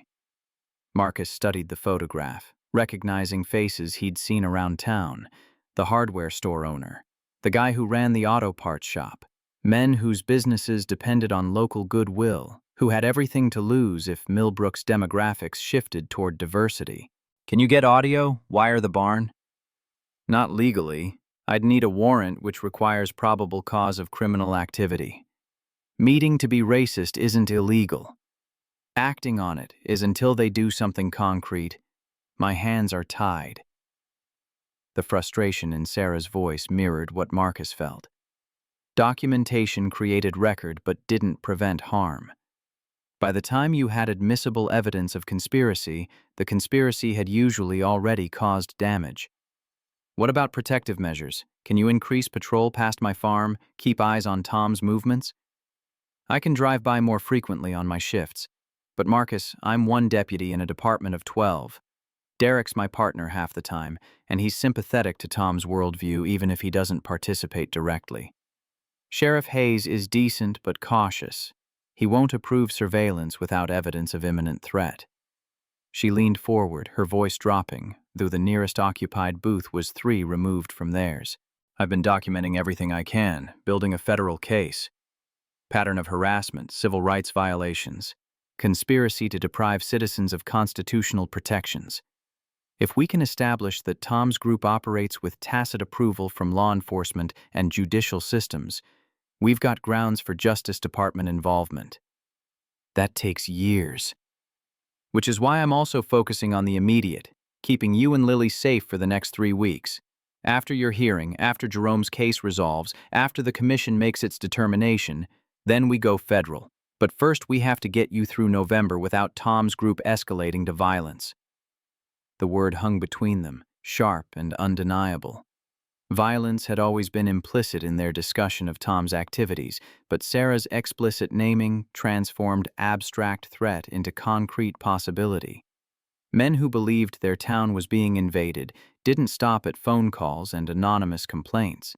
History taught that lesson repeatedly, bodies stacking up in service of white supremacy's perpetuation. "I'm not leaving. I'm not running. I'm not asking you to. I'm asking you to be strategic. Don't drive alone at night. Keep your phone charged and on you always. Tell me where you're going when you leave the farm. Let me help keep you alive, Marcus." The intimacy in her voice bypassed his defenses, landed in the soft tissue beneath armor. She wasn't just documenting his case or building her federal complaint. She was protecting him, motivated by guilt maybe, but also by something that resembled care, possibly even love, though that word felt too large and complicated to examine directly. "Why are you doing this? Really?" Sarah sat back, her hands wrapping around her coffee cup, though the liquid had gone cold.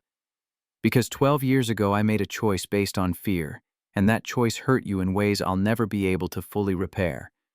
But maybe I can make different choices now. Maybe I can be the person who stays instead of the person who runs. That has to count for something." "It counts. I'm just trying to figure out for what." They sat in silence while the diner's ambient noise filled the space between them. Silverware clinking against plates, conversations bleeding together into undifferentiated sound, the coffee machine hissing steam like a mechanical animal. Marcus thought about May's question from the previous night. What did he want Lily to learn about forgiveness? About grace? About whether people could change? "I need to tell Lily about the hearing, about Melissa, about the possibility that things might change." Sarah nodded, understanding the vulnerability in that admission. "How much are you going to tell her?" "Enough that she's not blindsided, not so much that she's terrified."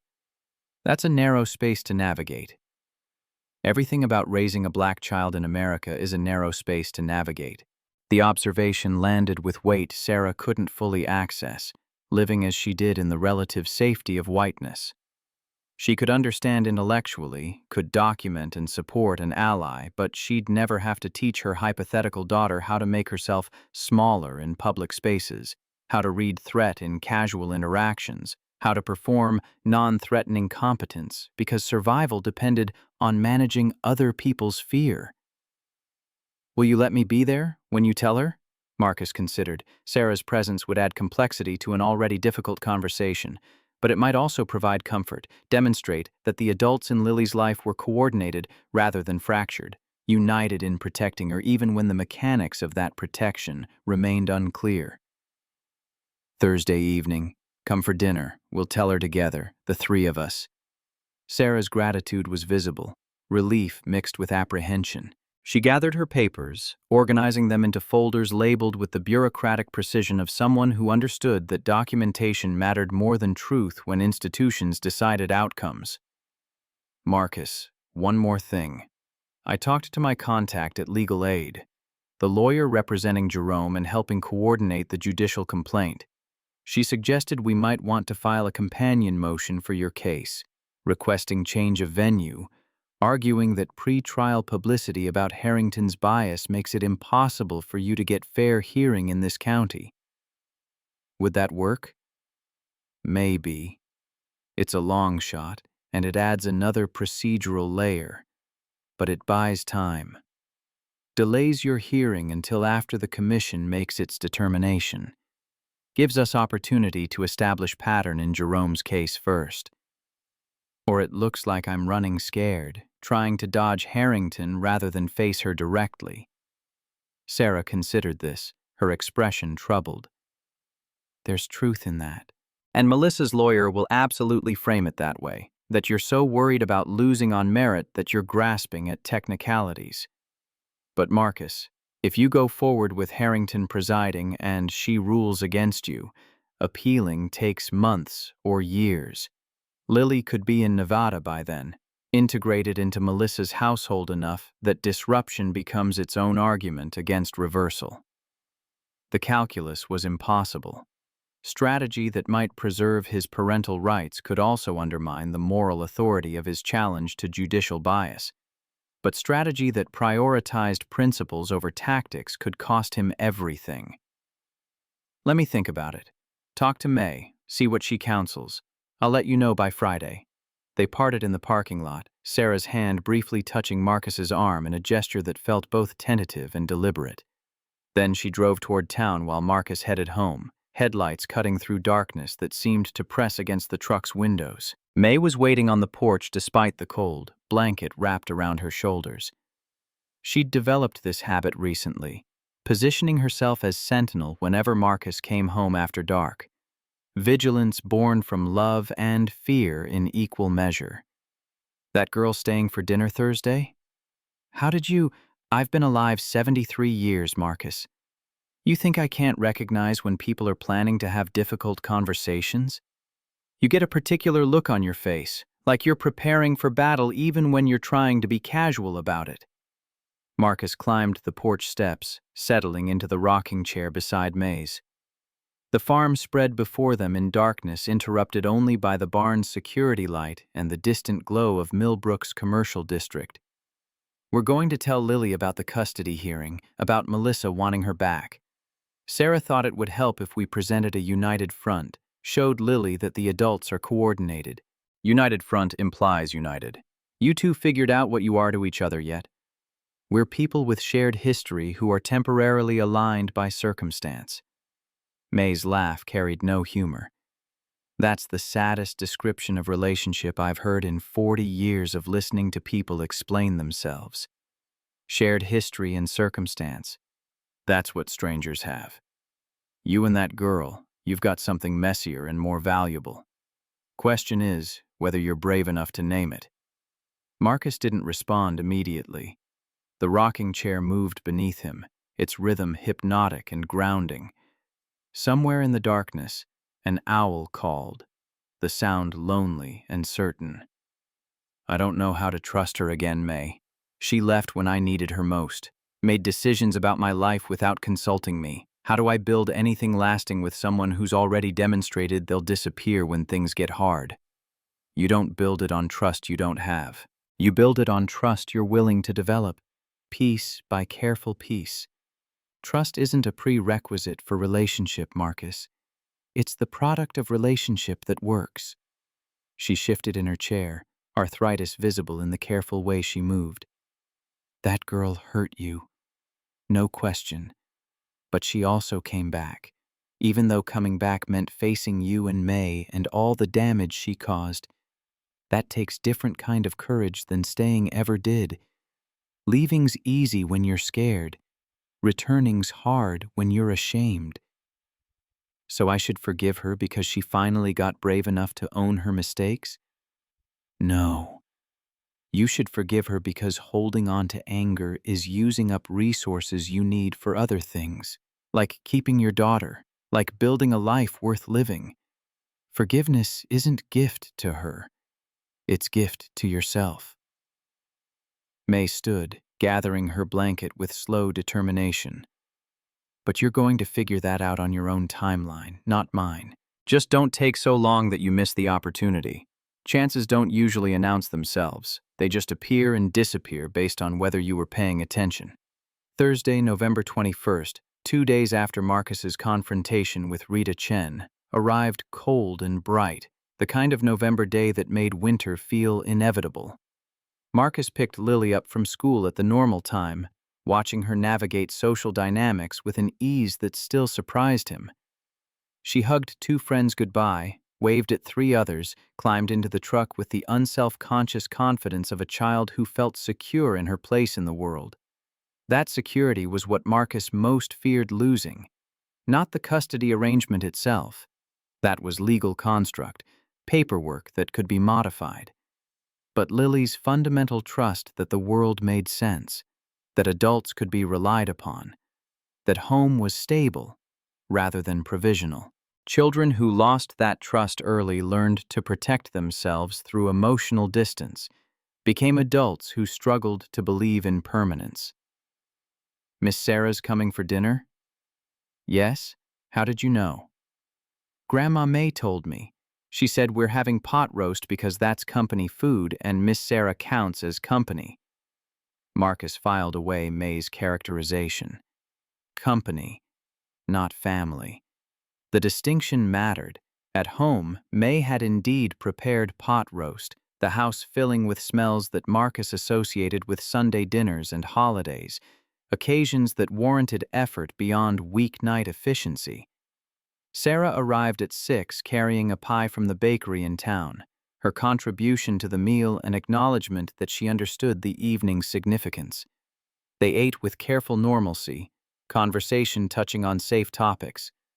Lily's science fair project, May's knitting, Sarah's work stories edited for child-appropriate content. But the adults' tension was palpable, anticipation building toward the conversation that would reshape Lily's understanding of her immediate future. After dinner, after dishes were cleared and pie was served, Marcus suggested they sit in the living room. Lily settled onto the couch between Marcus and Sarah, May taking her chair by the window where she could observe without centering herself in the discussion. "Baby, we need to talk to you about something important." Lily's expression shifted, childhood's natural anxiety activating.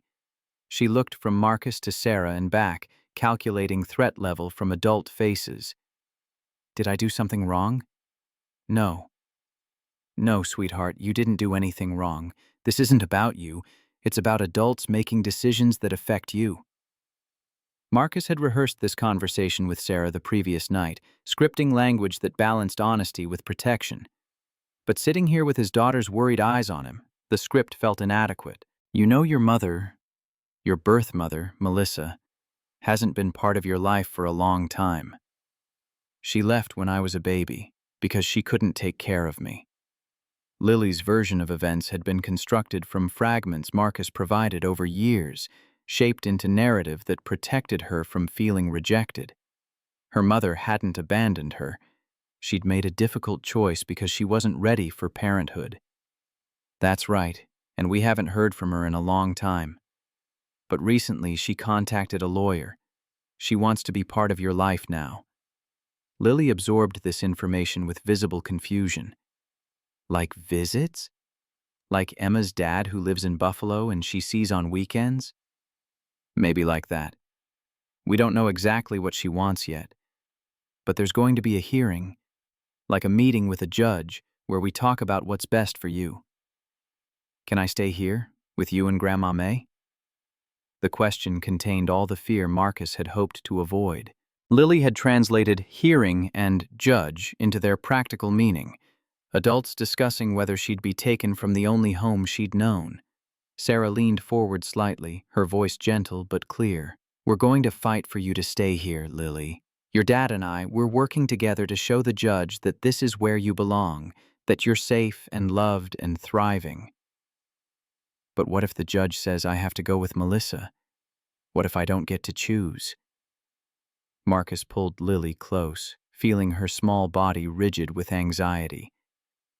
"The judge listens to what kids want, especially kids your age who can explain their feelings. You'll get to tell the judge that you want to stay here if that's what you want." "It is. I want to stay here. This is my home. You're my dad." The possessive pronouns carried weight beyond grammar. Lily was claiming her place, asserting identity built from 8 years of daily care rather than biological connection. "Then we'll tell the judge that. And we'll show them all the reasons you should stay. Your school, your friends, your family here, how well you're doing. We've got people who will testify, who will tell the judge that you're happy and healthy and loved." Lily pulled back slightly, looking at Marcus with an expression that seemed older than 8 years. "Are you scared?" The question demanded honesty. Marcus could offer reassurance, downplay his own fear to protect Lily from adult anxiety. Or he could model the truth that fear and courage weren't mutually exclusive. "Yes, I'm scared." because I love you more than anything in the world, and the idea of you not being here every day terrifies me. But being scared doesn't mean we stop fighting. It means we fight harder." Sarah added quietly, "Your dad's the bravest person I know, Lily, and he's not facing this alone. We're all fighting for you. Your dad, Grandma May, me, and a lot of other people who care about you." Lily seemed to consider this, her fear gradually shifting toward something that resembled determination. "When is the hearing?" "November 30th, 9 days from now. That's after Thanksgiving." The observation felt significant, though Marcus couldn't immediately articulate why. Then he understood. Lily was calculating time in reference to holidays, anchoring uncertainty to familiar rhythms. After Thanksgiving meant after turkey and pie and the traditions that marked seasonal transition. The hearing existed in a future that still contained normalcy, hadn't yet collapsed into crisis. "Yes, so we're going to have Thanksgiving like we always do. We're going to be together and be grateful for each other. And then we're going to go to the hearing and tell the truth." What if the truth isn't enough? The question contained wisdom beyond Lily's years, recognition that justice and outcome didn't always align. Marcus looked at Sarah, finding in her expression the same helplessness he felt. "Then we appeal. We keep fighting. We don't give up on each other, ever. That's what family means. It means you don't quit even when the system says you should." May's voice came from her chair, quiet but certain. "That's bigger than the sky right there, Lily. Bigger than fear. Bigger than one judge's decision. Family means you belong, and belonging can't be taken away just because someone with power says so." Lily looked at her grandmother, then back at Marcus and Sarah. "Okay, I'll tell the judge I want to stay. And if they don't listen, we'll keep fighting until they do." She said it with such conviction that Marcus almost believed the world worked that way, that determination and truth were sufficient. But he'd lived long enough to know better, to understand that the system crushed people precisely because they believed in its fairness, right up until it destroyed them. After Lily went to bed, May retiring shortly after with visible exhaustion, Marcus and Sarah sat on the porch again. The temperature had dropped below freezing, their breath visible in the darkness. "She's remarkable. You've raised a remarkable human." "We've raised her, May and I. She's who she is because May taught me how to parent, how to love without conditions, how to show up every day even when I was exhausted or scared or convinced I was failing." Sarah nodded, accepting the correction. "I've been thinking about the venue change motion, the one legal aid suggested. And I think we file it. Not because I'm afraid of Harrington specifically, but because I want the strongest possible defense. If that means delay, if that means appearing strategic rather than principled, I can live with it. What I can't live with is losing Lily because I prioritized optics over tactics." Marcus had been moving toward this conclusion for days, but articulating it crystallized the decision into action. "I'll call the lawyer tomorrow, get the motion drafted and filed by Monday. That gives us until the hearing to argue for continuance." "Melissa's lawyer will oppose." "Of course, but we've got grounds, documented bias, pending investigation, inability to secure fair hearing. Judge might grant delay, even if they don't change venue." Sarah shifted in her chair, the wood creaking against her weight. "There's something else I need to tell you. About Tom." The shift in her tone activated Marcus's alert systems. "I can't prove this yet, so it's not officially part of any investigation, but I think Tom's planning something for Thanksgiving.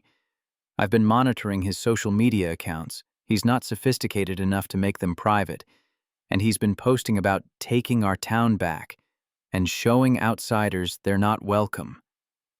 That's rhetoric. He posts that kind of thing constantly." "Yes, but the timing's different. And 2 days ago, he posted asking his followers to stay tuned for a demonstration of community values on Thursday evening, Thanksgiving night. Marcus processed the implications. Thanksgiving meant the courthouse would be closed, law enforcement minimally staffed, most families occupied with private celebrations. Perfect timing for action that required cover of distraction. What kind of demonstration? That's what I can't figure out. It could be symbolic. Maybe they picket the courthouse, display banners, make their opposition visible but legal.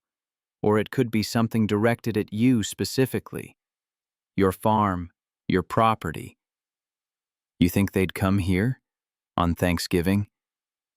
I think Tom sees your complaint as personal attack, and men like him retaliate when they feel attacked.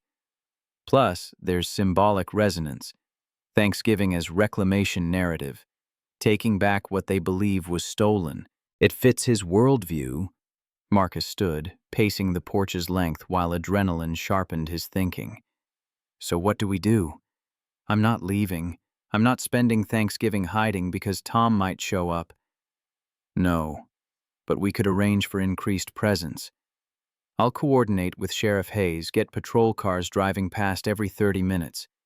Jerome said he'd help. He and 3 other fathers from the complaint could be here, visible support that also serves as deterrence. You're talking about turning Thanksgiving dinner into a defensive operation. I'm talking about being prepared. If Tom doesn't show, we've wasted nothing. If he does show and we're ready, we minimize potential damage. The logic was sound even as the reality felt absurd. Marcus had spent 8 years trying to build a life characterized by normal, daily routines, seasonal celebrations, the unremarkable rhythms of parenting and farm work. Now, even Thanksgiving required tactical planning, vigilance substituting for gratitude. Fine. Coordinate with Jerome. Tell him he and whoever wants to come should arrive by 4. We'll have enough food. May always cooks for an army anyway. But Sarah, he turned to face her directly. If they come, if Tom shows up here looking for confrontation, I need you to get Lily and May out. Don't engage, don't try to mediate, just get them safe while I deal with it. Marcus, I'm a deputy. I can't just leave you to face. You can if protecting my daughter and my foster mother is the priority. I'm not asking for permission, Sarah. I'm telling you what I need. Can you do that? She met his eyes, and Marcus saw her struggle between professional duty and personal commitment. Then she nodded. Yes, if they come, I'll get Lily and May out. But Marcus, you don't face them alone. Jerome will be here, other fathers. You'll have backup. I don't want backup. I want my daughter safe. You can have both. They stood in the cold, their breath mingling in the space between them. Marcus thought about May's question from earlier in the week. What did he want Lily to learn about grace and forgiveness? But maybe the more immediate lesson was about courage, about standing firm when the world demanded you disappear, about building community from shared threat because isolation was exactly what white supremacy required to function. Stay. The word emerged before Marcus fully processed its meaning. Tonight. Stay here tonight. Sleep on the couch or in the guest room if it's not too presumptuous to call May's sewing room a guest room. But stay. Sarah's surprise was visible. Why? Because I'm tired of doing this alone. Because you're right that I need backup. Because, he stopped, searching for words adequate to complexity. Because letting you in might be the hardest and most important thing I do. And I might as well start now, rather than waiting for perfect conditions that will never arrive. Sarah's hand found his, fingers cold, but grip certain. Okay, I'll stay. They stood there for another moment, connected by touch and shared fear and something that wasn't quite trust but approached it from a different angle.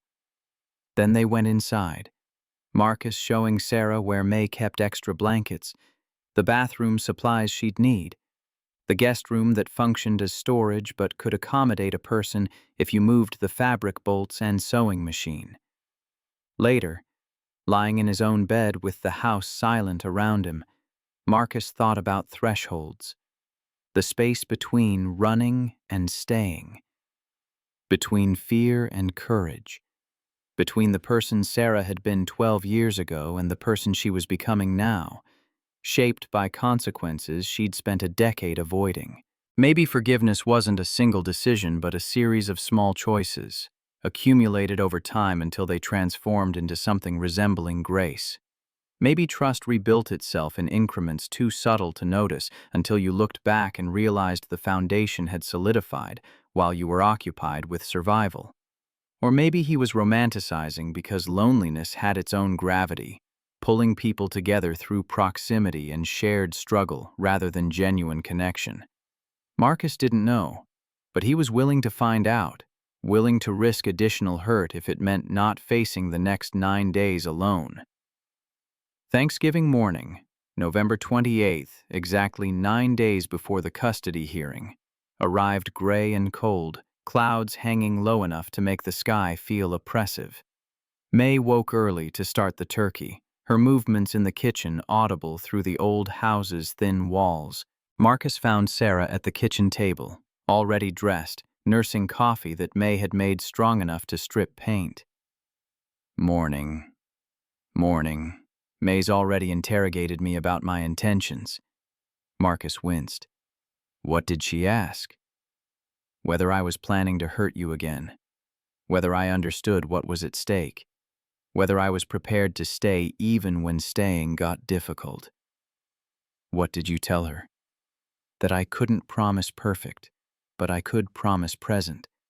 That I'd already hurt you once and had no intention of repeating that mistake. That staying was exactly what I came back to learn how to do. May emerged from the kitchen, wiping flour from her hands. And I told her that was good enough for now, but we'd revisit the conversation if she showed signs of running. Can't unbreak what's broken, but you can at least stop breaking new things. She looked at Marcus with expression that mixed sternness and affection. Your girl's going to be awake soon. You want to tell her about the extra guests for dinner before or after she comes downstairs? Before. Let me handle it. Marcus climbed to Lily's room, finding her already awake and reading in bed. Thursday morning meant no school, the luxury of slow start to the day that Thanksgiving permitted. Morning, baby. We're going to have some extra people for dinner today. Friends who are helping with the hearing. Is that okay? Lily considered this, her expression suggesting she understood there was more to the story. The people who are fighting with you? For me? That's right.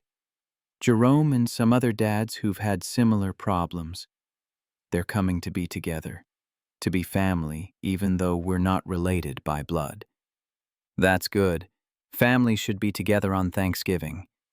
Her easy acceptance reminded Marcus that children possessed an elasticity adults had trained out of themselves.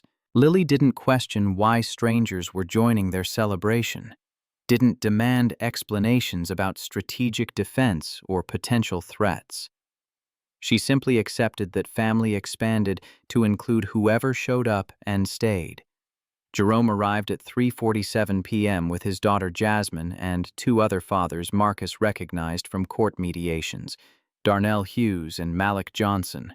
Each brought food despite Marcus's insistence that May had prepared enough: sweet potato casserole, collard greens, a chess pie that looked homemade. Sarah let them in, her uniform visible under her coat, the deliberate message that law enforcement supported Marcus rather than threatened him.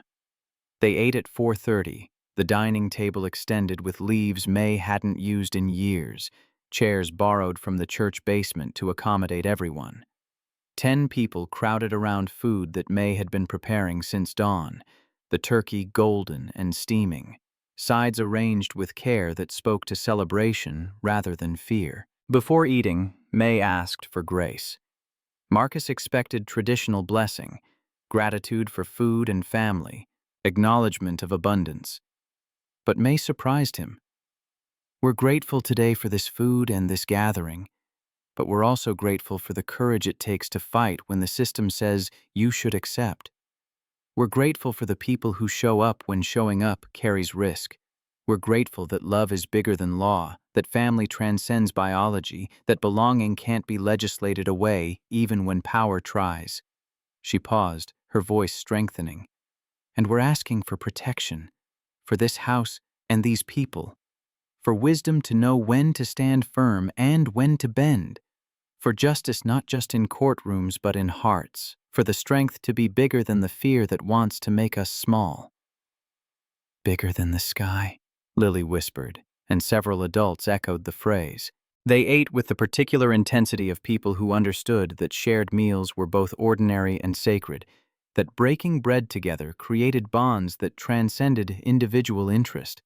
Lily charmed everyone with stories about school and science fair preparations, her easy confidence a testament to the security Marcus and May had built around her. Jasmine responded with her own school stories, the two girls finding common ground in the universal concerns of 8-year-olds. The men talked about custody battles and court experiences, sharing strategies and frustrations with the weary camaraderie of soldiers comparing war stories. Sarah mostly listened, contributing only when questions about legal procedure required clarification. Marcus watched her navigate the gathering, this white woman in a room of black families united by shared experience of institutional bias. She didn't try to center herself, didn't claim alliance as credential, just stayed present and useful, offering refills and clearing plates, making herself part of the machinery that enabled gathering to function. At 6:30, as May and Sarah cleared dessert plates, Jerome's phone buzzed. He checked the screen, his expression darkening. Tom just posted on social media. Demonstration starting at 7 p.m. Real Americans showing what community means. Sarah was already moving, pulling her radio from her coat. Sheriff Hayes, this is Mitchell. I need immediate backup at the Thompson Farm, 347 County Route 12. Potential threat of harassment, possibly coordinated group action. Request 2 units, ETA as soon as possible. The radio crackled. Mitchell, we're short-staffed for the holiday. I've got 1 unit available, ETA 20 minutes. Copy. I'll maintain position until backup arrives. She turned to the room, her voice shifting into command mode. Everyone who's not family, I need you to move your vehicles to block the driveway entrance. Create physical barrier so vehicles can't drive up to the house. Darnell, Malik, you're biggest.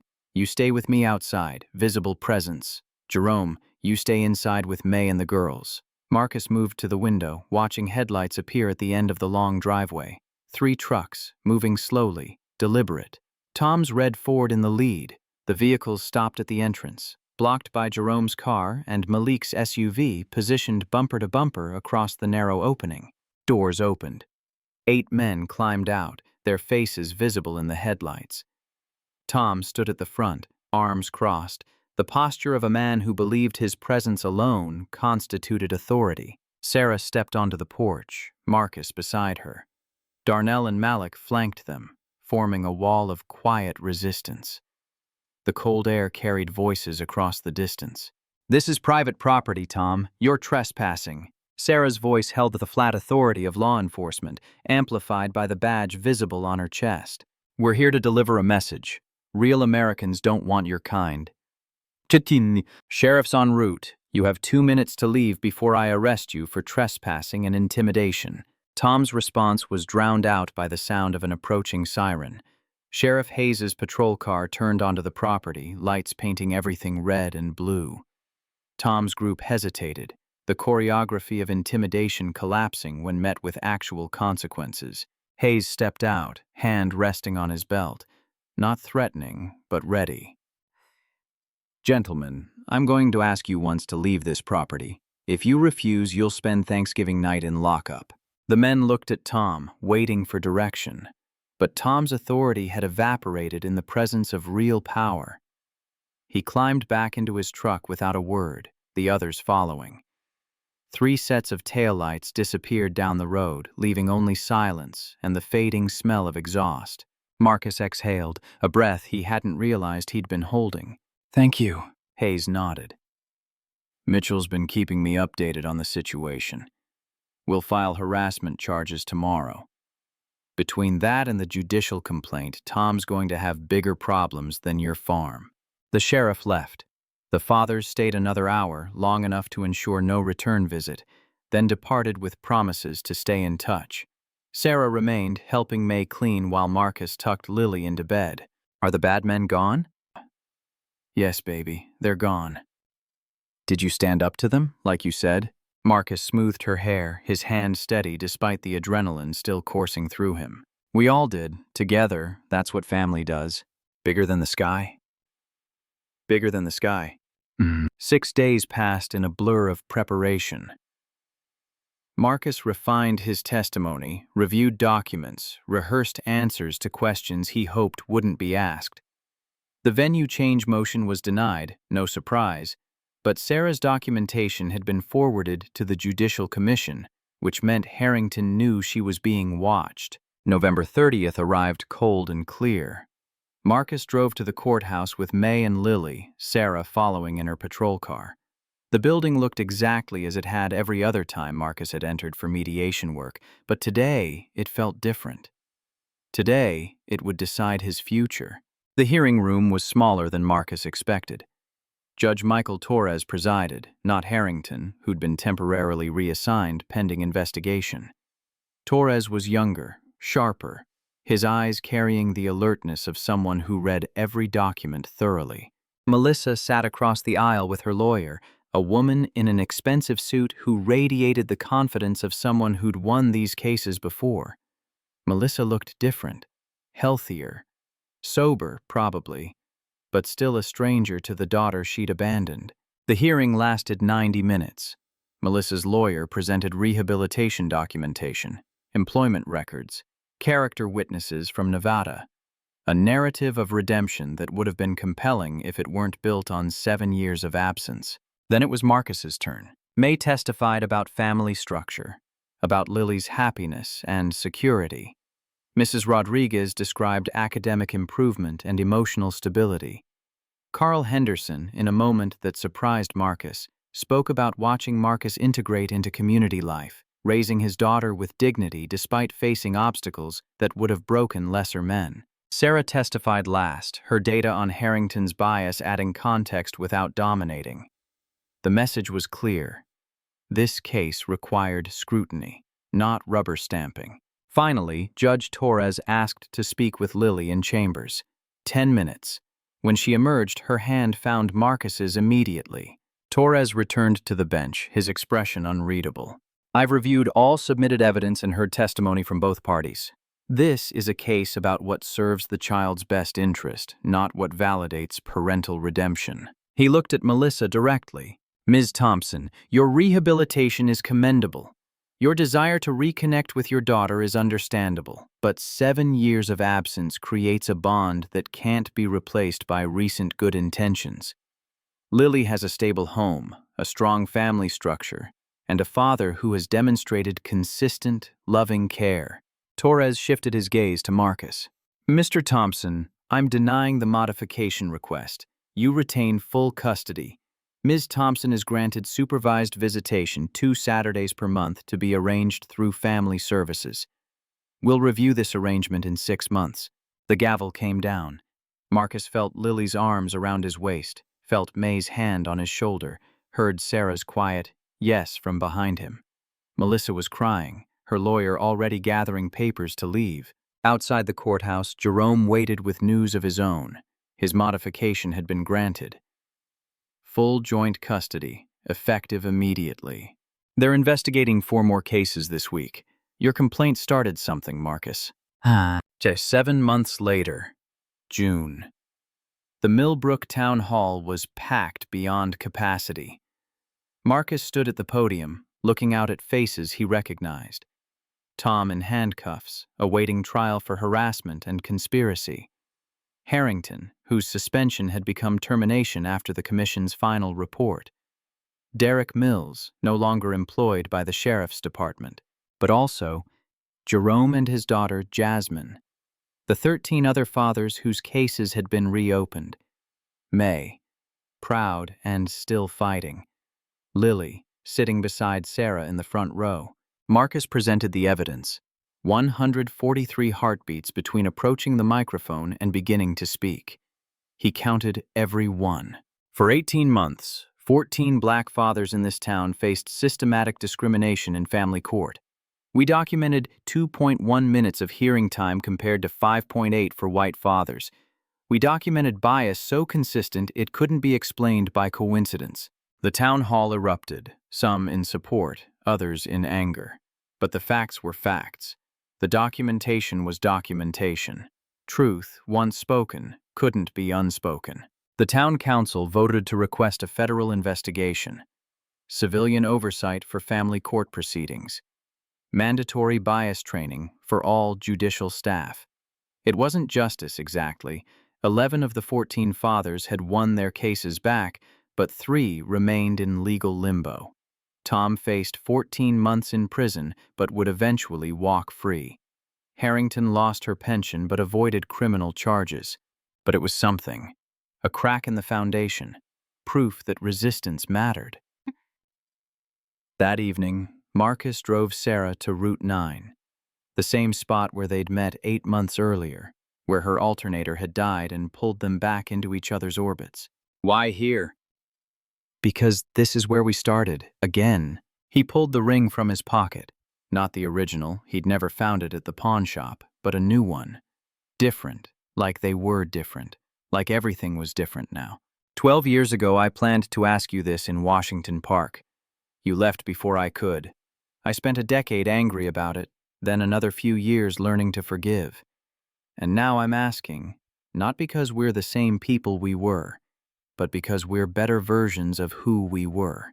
Marcus, I'm not finished. You hurt me. You made choices out of fear that cost us both. But you came back. You stayed. You fought beside me when leaving would have been easier. That counts for something. That counts for everything. He opened the box. Sarah Mitchell, will you marry me? She was crying, nodding, laughing all at once. Yes, God, yes, I don't deserve this, but yes. Nobody deserves anything. We just decide what we're going to build together. The wedding was small. Marcus's farm, early July, 60 people crowded onto the lawn. May officiated. She'd gotten ordained online specifically for this purpose. And Lily served as flower girl, beaming as she scattered petals with theatrical flourish. Jerome and the other fathers attended, their families mixing with Marcus and Sarah's. Carl Henderson gave a toast about redemption and second chances. Even Rita Chen came, hugging Marcus and whispering that his job was secure. During the reception, Lily pulled Marcus and Sarah together for a photograph. Put your hands on her belly, like this. She arranged them carefully, then stepped back, satisfied. Now you look like a real family. Marcus glanced at Sarah, who was crying again. Are you? 6 weeks. I was going to tell you after the ceremony. After the... Sarah, that's... I know. This time I'm not running. This time we do it together. They danced as the sun set. The farm transformed by string lights and the presence of people who'd become family through choice rather than blood. May watched from her chair, arthritis making movement difficult but satisfaction making everything worthwhile. Marcus pulled Sarah close, their foreheads touching. I used to think love required perfection, that mistakes were disqualifying. And now? Now I think love requires showing up, even when it's hard. Especially when it's hard. Everything else is just details. Bigger than the sky? Bigger than the sky. Years later, when Marcus told this story to their son, Lily's half-brother, born the following February, he would talk about the importance of fighting even when the system seemed designed to crush you, about how healing wasn't forgetting, but rather choosing to build something new from the broken pieces, about how family meant belonging, and belonging meant showing up, day after day after day, until the showing up itself became the foundation. The town hall meeting had changed Millbrook. Not completely. Racism doesn't evaporate because one judge gets fired, but measurably. The 14 fathers' cases led to policy reforms in 3 counties. Harrington's termination sent a message that bias carried consequences. Tom's conviction proved that organized harassment could be prosecuted. But more than any institutional change, what mattered was the community that had formed in resistance. The fathers who'd found each other through shared struggle. The families who'd learned that isolation was the enemy's greatest weapon. The recognition that love, real love, required more than sentiment. It required action, consistency, sacrifice. Marcus never forgot the fear he'd felt standing on Route 9 that November afternoon, weighing whether helping Sarah was worth the risk. He never forgot the anger he'd carried for 12 years, or the forgiveness that had cost him so much to offer. He never forgot the night Tom's trucks had appeared on his property, or the moment Judge Torres had ruled in his favor, or the feeling of Sarah's hand in his as they said their vows. Because those moments, the hard ones, the frightening ones, the triumphant ones, were the moments that built a life worth living.